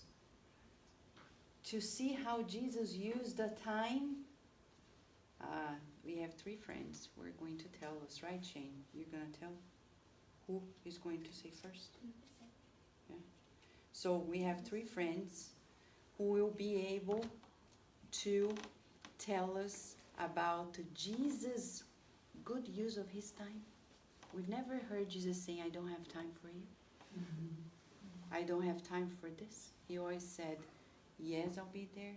And thus, he was able to perform, to be instrument of God's mercy and bring the healings that people were looking for. So, Deise Galan is going to be the first one to give to us a case on Jesus' healing.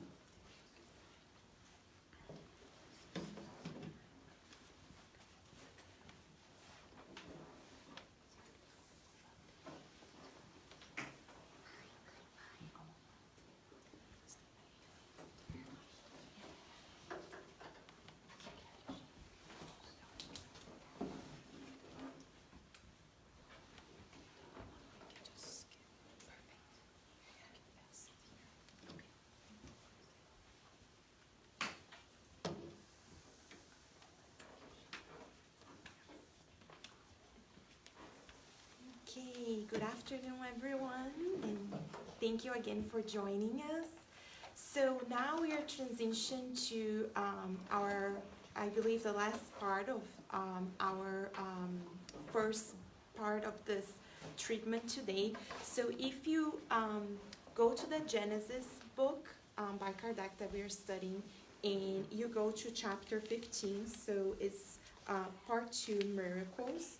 And you go to chapter 15, I'm going to open right here. It talks about miracles in the gospel, and there is one section that talks all about the healings performed by Jesus. So if you look, it's very small description, so you think like, oh, it's, seems so simple, it's such a short, a few verses, but as you see, it has such a profound teaching, and Jesus has our guide and model. He really, in every action, by the tone of his voice, by the way he talked to people, he was teaching us throughout. So we'll see very clearly with this case. So this case is called the healing of the blind man at Bethesda.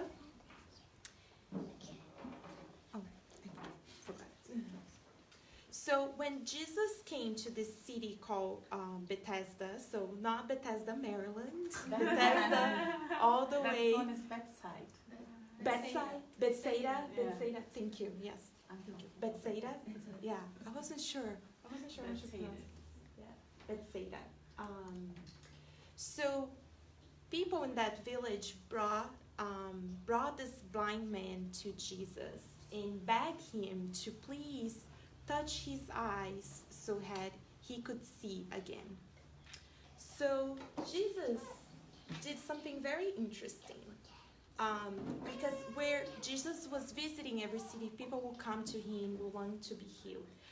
And with this particular man, he took him by the hand. So we'll go back to this and talk a little bit about what this meant. But he took this man by the hand and walked with him outside of this village. And that's where the healing took place. So he grabbed him by the hand, he led him outside of the village, and then he, used some salivas, he spit on his eyes, and then he put his hands on his eyes and he asked him, do you see anything? And at first the man said, I can see people, but they look like trees walking around. So for many of us that use glasses or contact lenses, think about it when you're without your glasses. You can see far away, right? You can see the shape of those who are around you. You can see their forms, but you cannot really tell very clearly, right, their faces, or you cannot distinguish. You might look at the television and it's like very blurry. So that's his first impression, what he saw.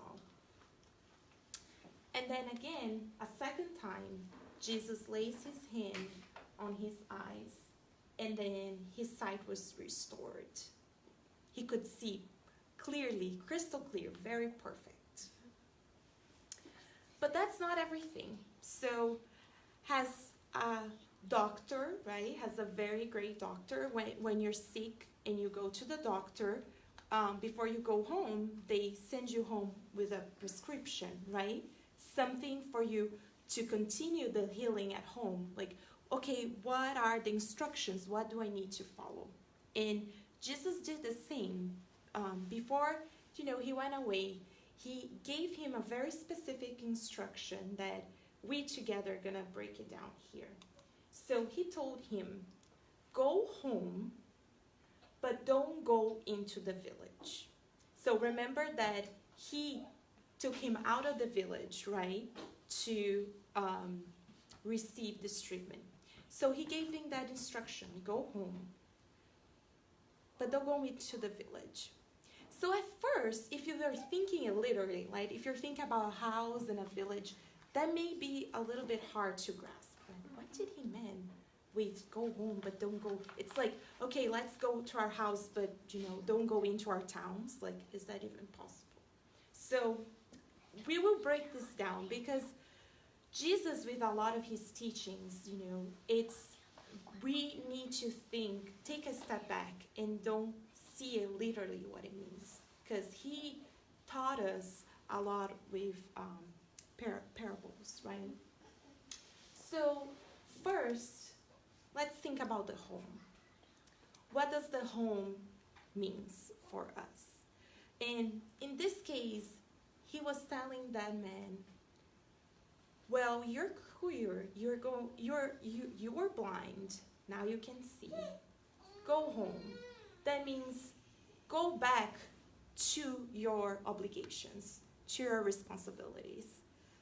Each one of us here, we reincarnated with a purpose, right?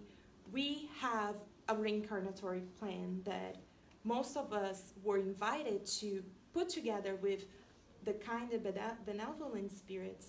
What are our responsibilities on this life? What is our duty? And you might be thinking, but Deise, I don't know, what is that? And this is something that no one is gonna tell you, oh, you should go to the right, you should take this path. But each one of us, we have an internal compass inside of us. And it is not easy, definitely, but that's where a lot of self-knowledge comes in.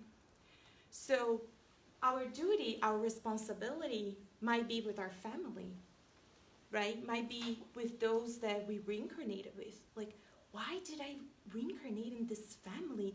I don't know. I don't fit on this family. Everyone is different. Like, why?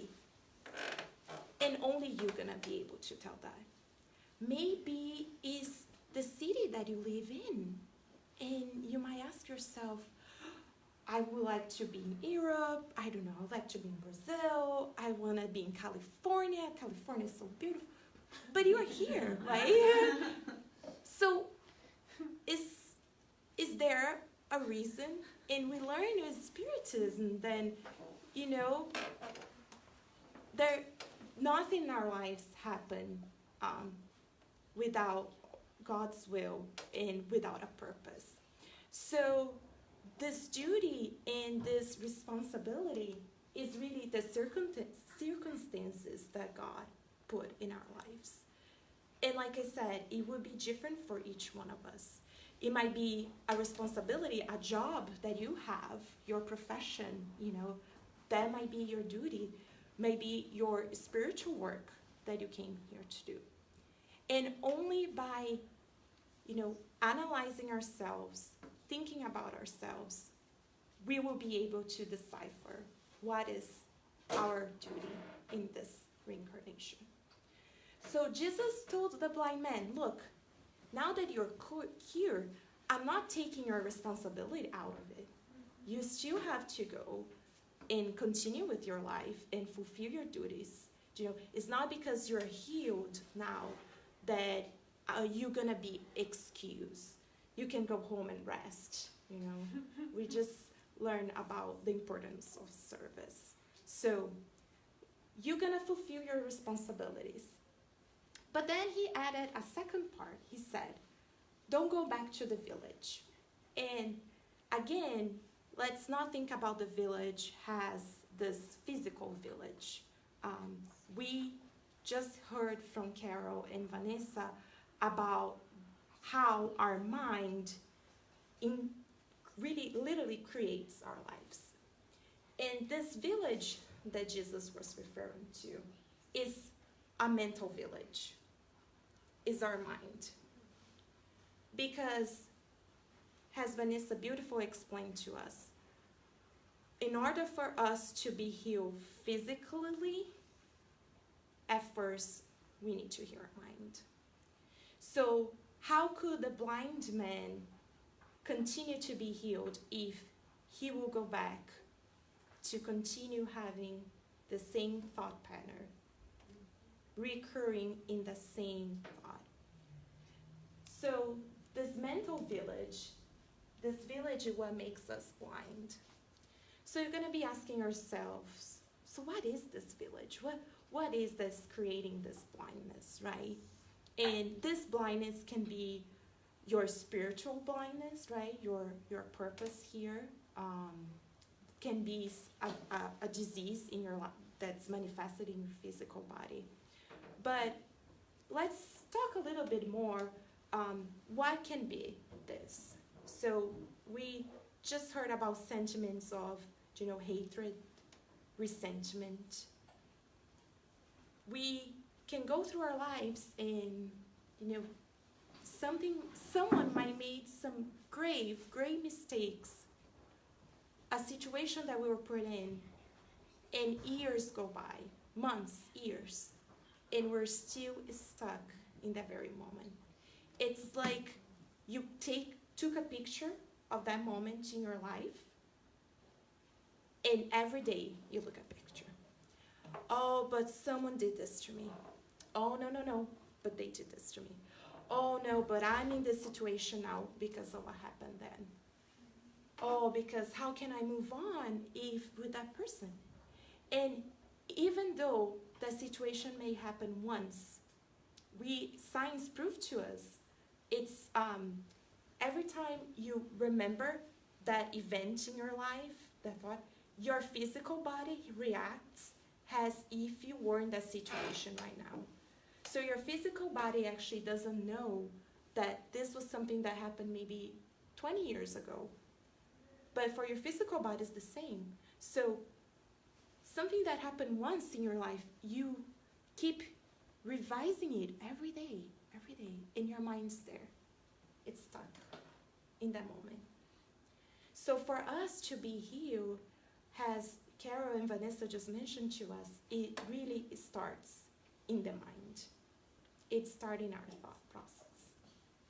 So throughout this story, Jesus throughout the whole case, he taught us through every action, and he gave us all the tips for us to go back to our duties, go back to our obligations, but change that thought process, change the way we see our lives.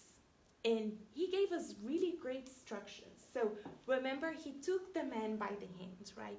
And for me, that's really beautiful because it reminds us actually that he's there. Jesus is here with all of us, and he will take us by the hand, and he will walk with us through every single step. And not only Jesus, but we have actually a group of spirits who work with Jesus. And how many spirit mentors and benefactors we have around us. And it's really a matter of connection. How you connect. Do you remember that you have someone that was assigned to you 24/7? It's, so easy to forget.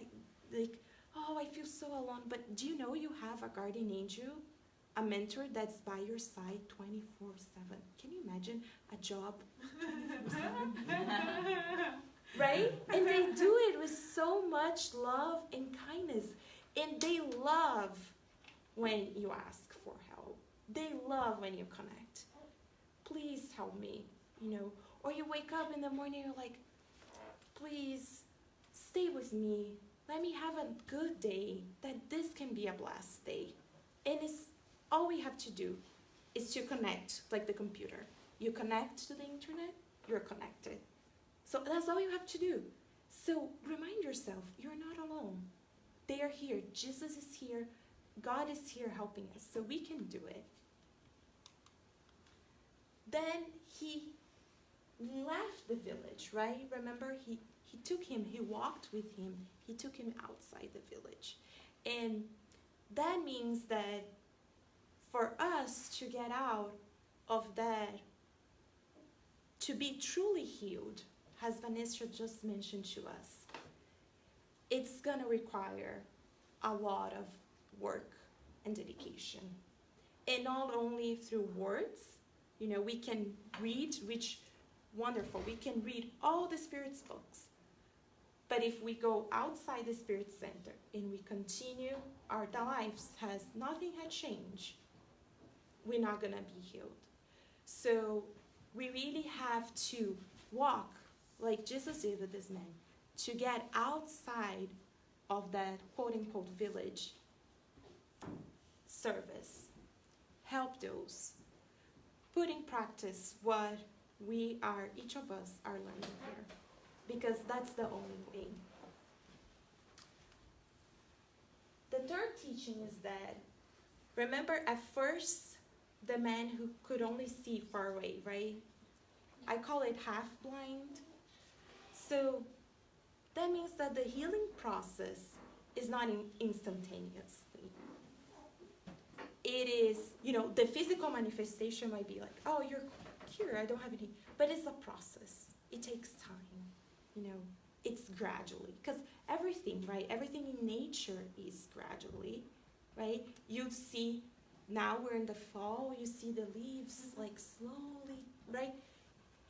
You walk by the tree one day, it's like a little bit, and then you walk the next day, and it's already like more trees are becoming yellow, and then the next day, the next week, the whole tree. So it's gradually. So the process that we are going through is gradually. And we have to learn in this process to forgive ourselves. Okay, for example, let's talk about forgiveness, right? That's such a I think one of the hardest teachings that Jesus brought to us, right? How can we forgive? So we're there, okay, I'm gonna practice forgiving. And then you're driving, and someone cuts in front of you, you're like so mad, and you're like, oh, how can you step? And you're like, no, right? It's okay. Let's try again tomorrow, And it's gradually. We know we're gonna have to go through this process, and it's not gonna be easy, but we have to learn how to forgive ourselves too. to continue moving on. And then last but not least, the man could see far away. He was healed. But as Vanessa just talked to us, when he saw everything very clearly, we only gonna be able to heal ourselves when we understand that we're not this physical body. This is not it. This is not the only reincarnation, you know. We're all immortal spirits. So when we look, someone that had, remember, that grave mistake, they commit a grave mistake to us, and we look at them with a different eyes. They are learning too. You know, yes, they did commit that, but they don't know what they're doing. Because Jesus looks at us and he already sees us perfect. He doesn't see our flaws. He doesn't see our mistake. He sees, and God sees us perfect. So once we have that understanding and that discernment, and we look for those people in our lives, in the situation in our lives, thinking that this is passing. We are here, we're eternal spirits. We are in the process of evolving. We start to see the situation in our lives and the things in our lives with a different kind of eyes, with different lenses. And when we truly have that understanding and that discernment, I think that's when we will be completely healed. So, to wrap up today, again, we're being invited by Jesus to leave this village. So let's leave this mental village that we're in. That situation in your life, that thought pattern. He's inviting us. Let's walk with me. I will take you. Let's go back. Remember, you reincarnated. You have a list of things that you have to check. But you can do it. I'm here by your side. So he's inviting us for that walk, and I hope we together can continue on. And I will invite our next friend.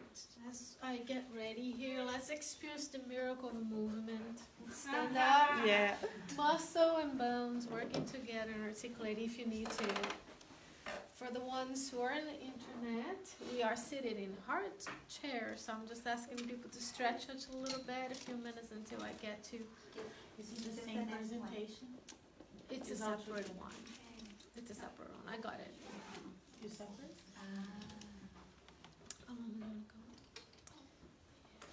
So, which one is yours? She sent me separate. This one.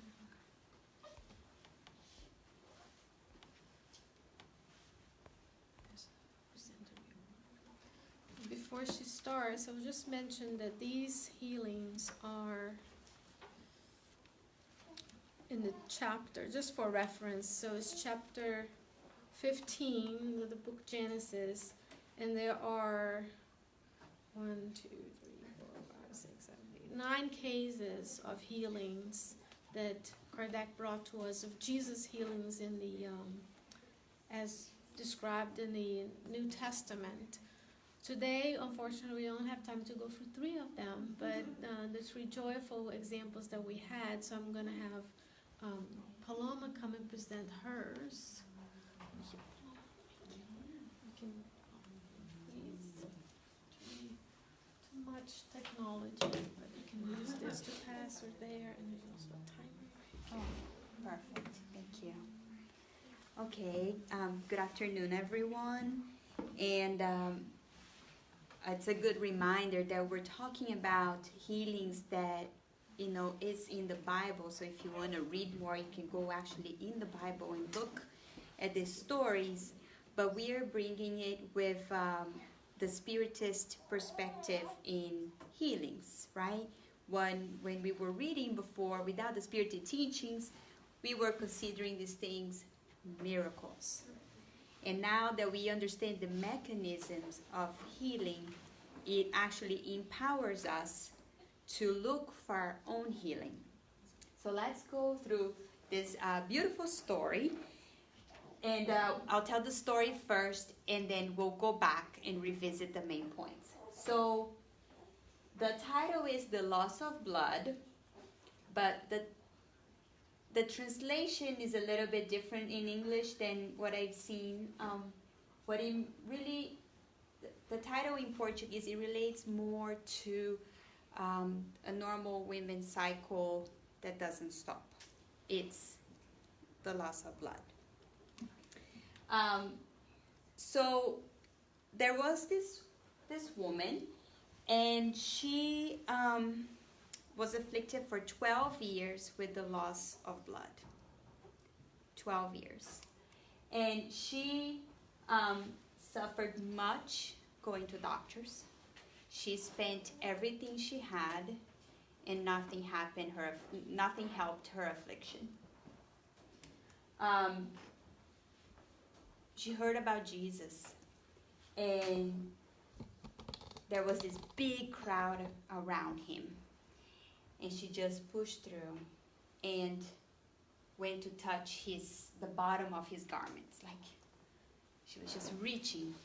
And while she's reaching for it, she thought, if I could only touch his garment, I would be healed. So as she's reaching there, she is thinking that. She touches it. Jesus felt it immediately. The bleeding stopped right away. And Jesus turned around and said, "Who touched my garments?" And the description is that he felt that power had gone out of him. So he felt, when we're talking about power had gone out of him, he felt the energy exchange, right? He felt the fluid exchange. So he looked around, asking, "Who touched me? Who touched me?" You know? And the disciples are like, "Master, there's so many people around here. Everybody's touching you." They were almost like, "That what type of question is that? Because everybody's touching you." They're like, "Who touched you, everybody?" And the woman, of course, is feeling an enormous amount of fear. And Jesus is asking, "Who touched me? Who touched me?" And she's quiet. And she, doesn't want to say. And then she eventually said, "I touched you." And Jesus looked at her and said, "My daughter, your faith has saved you. Go in peace and be healed of your illness." So, when the couple points that let's think about first of the times back then that was very hard for women. And if women, and I guess now it's all women, women had their 7 days that they were considered impure. They couldn't be touched by anybody if they were in their monthly cycle.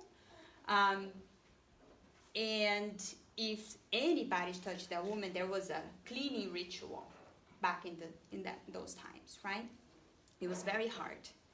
Now, if it was hard on a monthly basis, imagine 12 years of this. So what seems like, okay, she had, a little bit of blood, but no, it's 12 years of it. And blood is life, right? Blood is life. We need blood to live. So 12 years of it is almost like it's life leaving your body. She was desperate. She was losing life every single minute, and she could feel it to the point that she couldn't handle it anymore. And despite her fears, her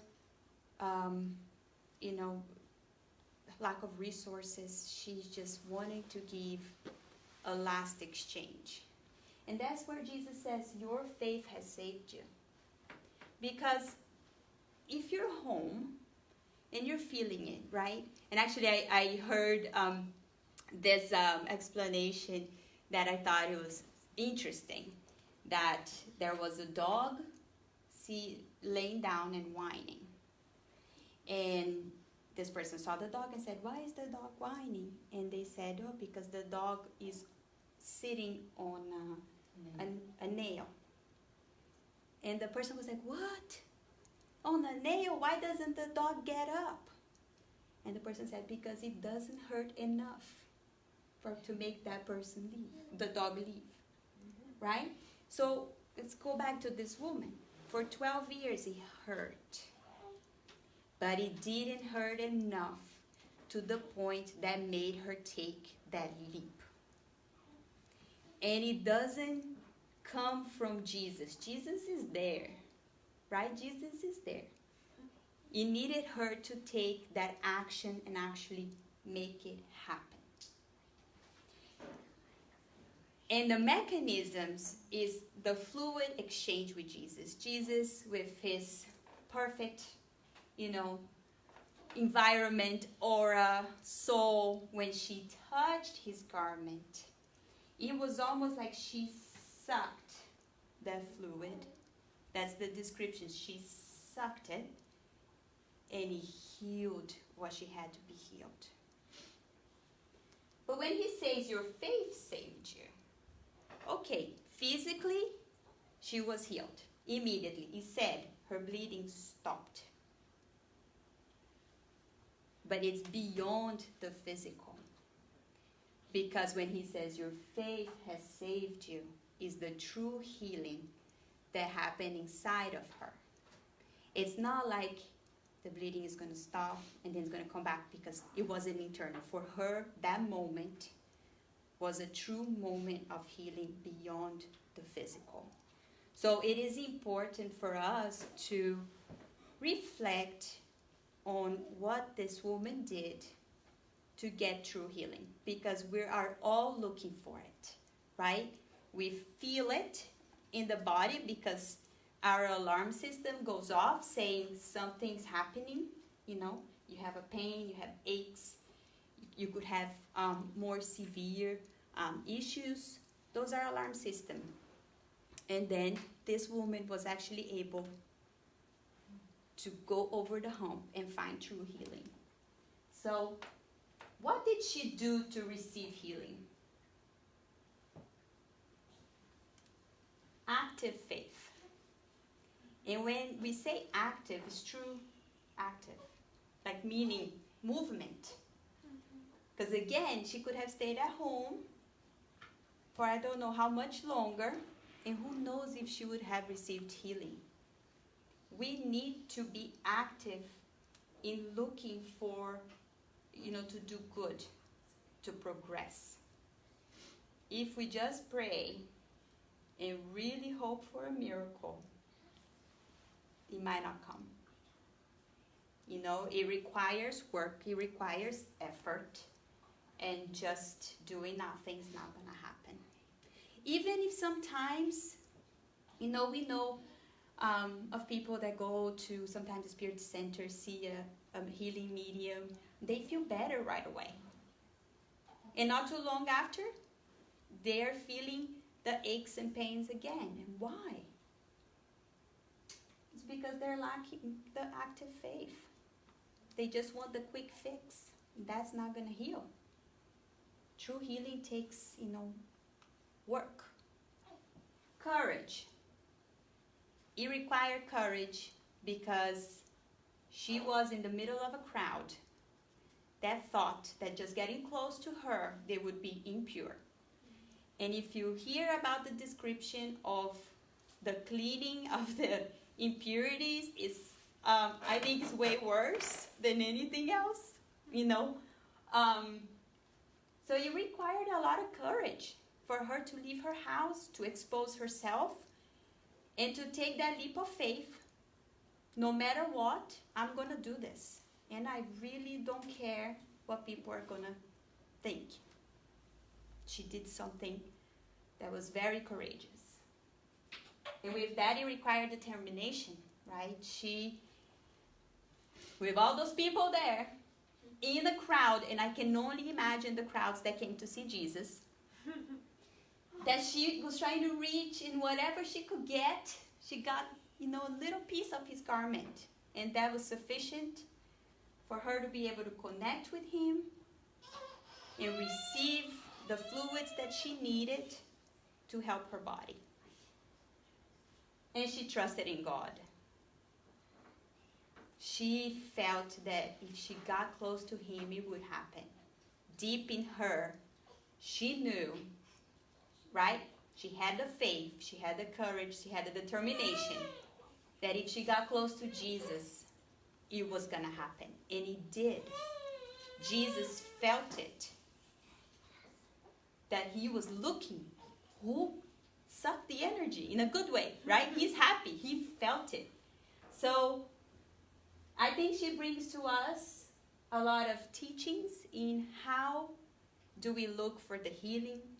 How should we, try to help others? Because you might have people around you that are going through this. Now they're having deep questions in why do I have this? Why do I feel like this? Or they feel immobilized. Depression is a good example where they are home. They know things, but they cannot act on it. And this is the type of teachings that really empower us. That if we're able to share, we could do a whole lot of good for ourselves and for our community.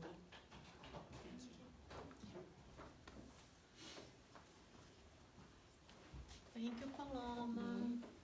Now I'm going to invite Luciana to come over here for our last case of the day, encouraging everybody who is watching us to go to the book, part 2, chapter 15, and get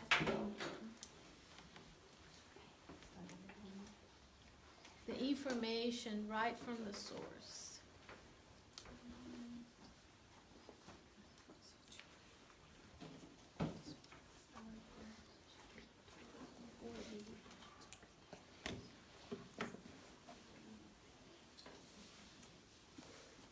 So, hello everyone. Look at this beautiful image of a natural spring that still exists on earth. And the case that Jesus healing today is reporting to us is the paralytic of the pool of Bethesda. Now it's Bethesda. And it's very interesting to see that even then, in the past, people were like, oh, those are healing pools. So here's where it was. Here's the temple, the pool of Bethesda in Jerusalem. And as a Jew, they used to go at least 3 times a year to Jerusalem to worship. So Jesus, one time, he was going to Jerusalem to pray, to do his devotion and be there with his disciple. He walked by this pool and he decided to go inside. So he went inside, and this is the picture of one movie that is already exists about all the healings of Jesus, the miracle healings of Jesus. And he went there and he saw a lot of people there like trying to get bathed on this water, because would say to us that those spring, when it's bubbling, the first person that go immerse into this water will be healed for anything that they had. So many people that were there, especially blind people, people that couldn't walk or that were missing part of their bodies, they were there waiting to be helped, waiting to be cured. And then Jesus made this important question to this man that was sitting there for 38 years. Do you want to be healed? And it's very important to us to remind us that Jesus never ever said that I am healing you. He always asks, do you want to be healed? And why does he make this question this way? Because we already heard from all of people that were here before saying that the healing comes from the inside. The healing comes on our thoughts. And if we know that we're going to the wrong directions, we need help. So we are there committing sins and going to the wrong directions, and that's why it starts showing in our bodies all the problems that we can have in a physical body. But we know it comes from the spirits, it comes from the mind. So Jesus was always asking if we really want to be healed. Because many people, like this man, were there sitting and waiting to be healed, but they don't really want it to be healed. And as an analogy, while I was studying, I was saying that our spiritual centers are like those pools. Because people go there all the time trying to be cured, trying to receive help. And they come and they sit and they listen to, they get directions to change their mind. But when Jesus asked this question, just like he asked to this man, we always have an excuse because his answer was not right away, yes, I want to be healed. His first answer was, but man, there is no one here that can take me to the pool. So I'm here, I cannot move. I cannot make to the pool because everybody else will go to the pool first. And I'm here waiting. So when he gives this answer, we know that we do those answers as well. When we go to the center, get knowledge, get to know what to do, the first thing that we do, we have excuses in our lives. We don't take the teachings and change. We keep saying like, oh, but nobody's here to help me. But who is there to help you? Yourself. And Allan Kardec, in his book, very wisely, the Spirit's book, on question and answer 909, I believe, he asked, can a man heal itself without help of anybody? And he said, yes, but it depends on its will. So if we have the will that we wanted to change, we will heal ourselves. This is all that we need. We need to have the will. Because nowadays we have Spiritism, many books, as we are celebrating 150 years of the Genesis. And this is not our first reincarnation. We have many years, many millennia of years. We're being reborn and trying to heal ourselves. That's why we reincarnate, to heal ourselves. So as we are born and we get more knowledge, because like committing sins is just to deter for the right. And Jesus is our guide and model, that he came on earth and showed us what to do. So when Jesus were next to this man, he was there telling him that you know inside of you what you need to do. You have the power to heal yourself, not me. So do you want to be healed? And he's like, oh, there's nobody here to help me. And then he asks again, do you want to be healed? You stand up and go. Take your mat and go. And he's saying, was mentioned before, you are not excused of your responsibilities. You get up and you go and do all that you still have to be doing on your life.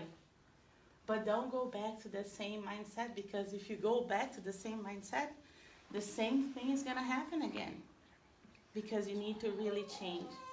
So then the Jews were really after Jesus because he was healing people on Saturday. And we're not supposed to do healing on Saturdays, right? So as this man walked out of the pool, he met with some Jews. They were celebrating this part. That's why Jesus also went up to Jerusalem and said, what are you doing with your mat in your hands? You're not supposed to carry anything today. And then he says, well, but the man that healed me said, take your mat and go, because you're healed.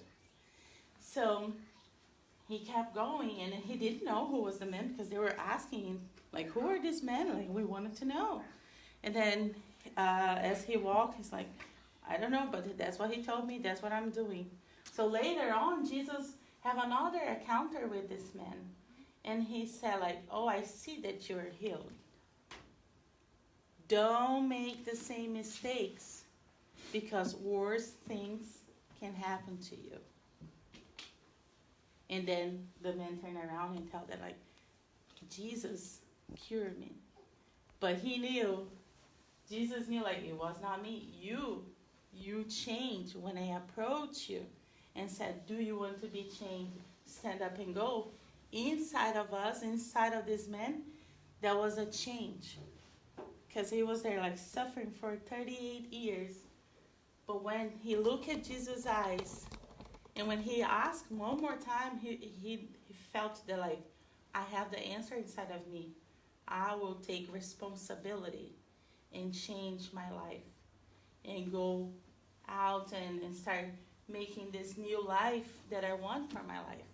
So it's very important for us to remember that doing sin, doing wrong, is just like deterring for the target, the good thing that Jesus wants us to do. Because we are here on evolution, we are here to be better. So we are on earth to progress. And if we're starting doing things that are not good, we're just like this man. Because we are spiritists. We are going to the pool of Bethesda. We are receiving the tools and everything that we need to take us out of the ignorance. We know now. There are many brothers and sisters of us that doesn't know yet. But we here know exactly what we need to do. But I really like this man looking at the pool and don't moving forward, because we're like, I need someone, putting the blame on somebody else, because that's what we do every day, right? We always look around to find who can I blame and don't take the responsibility. So Spiritism come to us to give us back the responsibility. It's all in our hands. It's all in our will. If we do it, if we really want to dip inside, we will be able to heal ourselves. And I just want to finish with this, that Jesus still heals us, because Jesus is inside of us. He's our model. So when we say Jesus still heals us, it's because he is there, like, to show us how to go through life. He gave us all the model, all the pathway, all the examples, just like those healings here, to teach and reinforce to us what to do. But it depends on us. So we have the power, if we have the willing, we will cure ourselves for anything. But we just need to stop giving excuses. So now we will proceed to the healing sections. Thank you, Luciana. Can I borrow your Genesis? Thank you. So before we break down, there are friends who are asking us, and if we go to the book Genesis, okay, it's a study book, okay? We have two parts. Part one is the Genesis. It talks about God, good and evil, etc., etc. Now, the second part is titled Miracles. And Sheyne Martin summarized very well the first chapter in that part 2, which is chapter 13, Miracles. The second part was done by Carol. She talked about the fluids, the thoughts. Thought is life. And then our part, the healings, and the cases on Jesus' healings that Deise, Palloma, and Luciana explained, can be found later in chapter 15 mainly, because it talks about the different cases here. The last part of the book Genesis, which is part 3, is about the predictions, which is very interesting because many people nowadays think the end of the world is coming. So it's a good book to read if we don't understand the battle of good and evil, if we think the world's going to end. Kardec addressed it way before it came to life, the discussion, currently speaking. And this is the book. So we talked about the Spiritist view. Even the healing cases that Luciana, Deise, and Palloma were discussing, they bring the Spiritist view on the cases. You know, we go beyond the simple understanding of the healing itself, but to the core message of it all. So now, as we were discussing, we're going to do a short prayer just to finalize the broadcasting also with our friends over the internet, because the second part is going to be here local, we cannot broadcast. But if you stay praying, of course, even if we turn off, we'll spend the next minutes or so doing the spiritual treatment here. If you stay home, saying your prayer, put your glass of water, you bet that the good spirits can go anywhere you need, okay? I remember recently talking to Ricardo Melo, who is a healing medium, without a doubt. I asked for his help for a friend who needed help, and he was in Brazil, and the person was here. I said, you know, I know you're going to go through a healing treatment there. And he said, you know, just ask for the person to be praying during that time for the next days or so. And it happened. And it's not the first case that I hear in that regard, with different mediums. So you don't need to take a plane, you just need to get out of the mental village. As Deise said, and Luciana wrapped up quite well, Jesus still heals. It's up to us, okay, friends? So let us just close the physical eyes, keep our hearts open, and feel the blessings that come to us constantly. Dear Lord, we feel deep gratitude for the joy of living, for the joy of existing. You know, we are your children, but we feel like rough diamonds, yet to shine in the light you've created us with. But we are happy to keep refining ourselves, trusting that sooner than later we will be allowing your divine light in us shine easily without obstacles, to bring clarity, illumination, warmth, kindness, most of all, love, which is the true nourishment for our souls. We kindly ask you for a moment of break as we prepare ourselves to transition to the spiritual treatment. May the good and loving messengers of yours who are here present, the spirit doctors, nurses, and therapists, find in us a faithful soul with true courage, determination, and trust in you. With your permission, we wrap up this first part of our study session. And so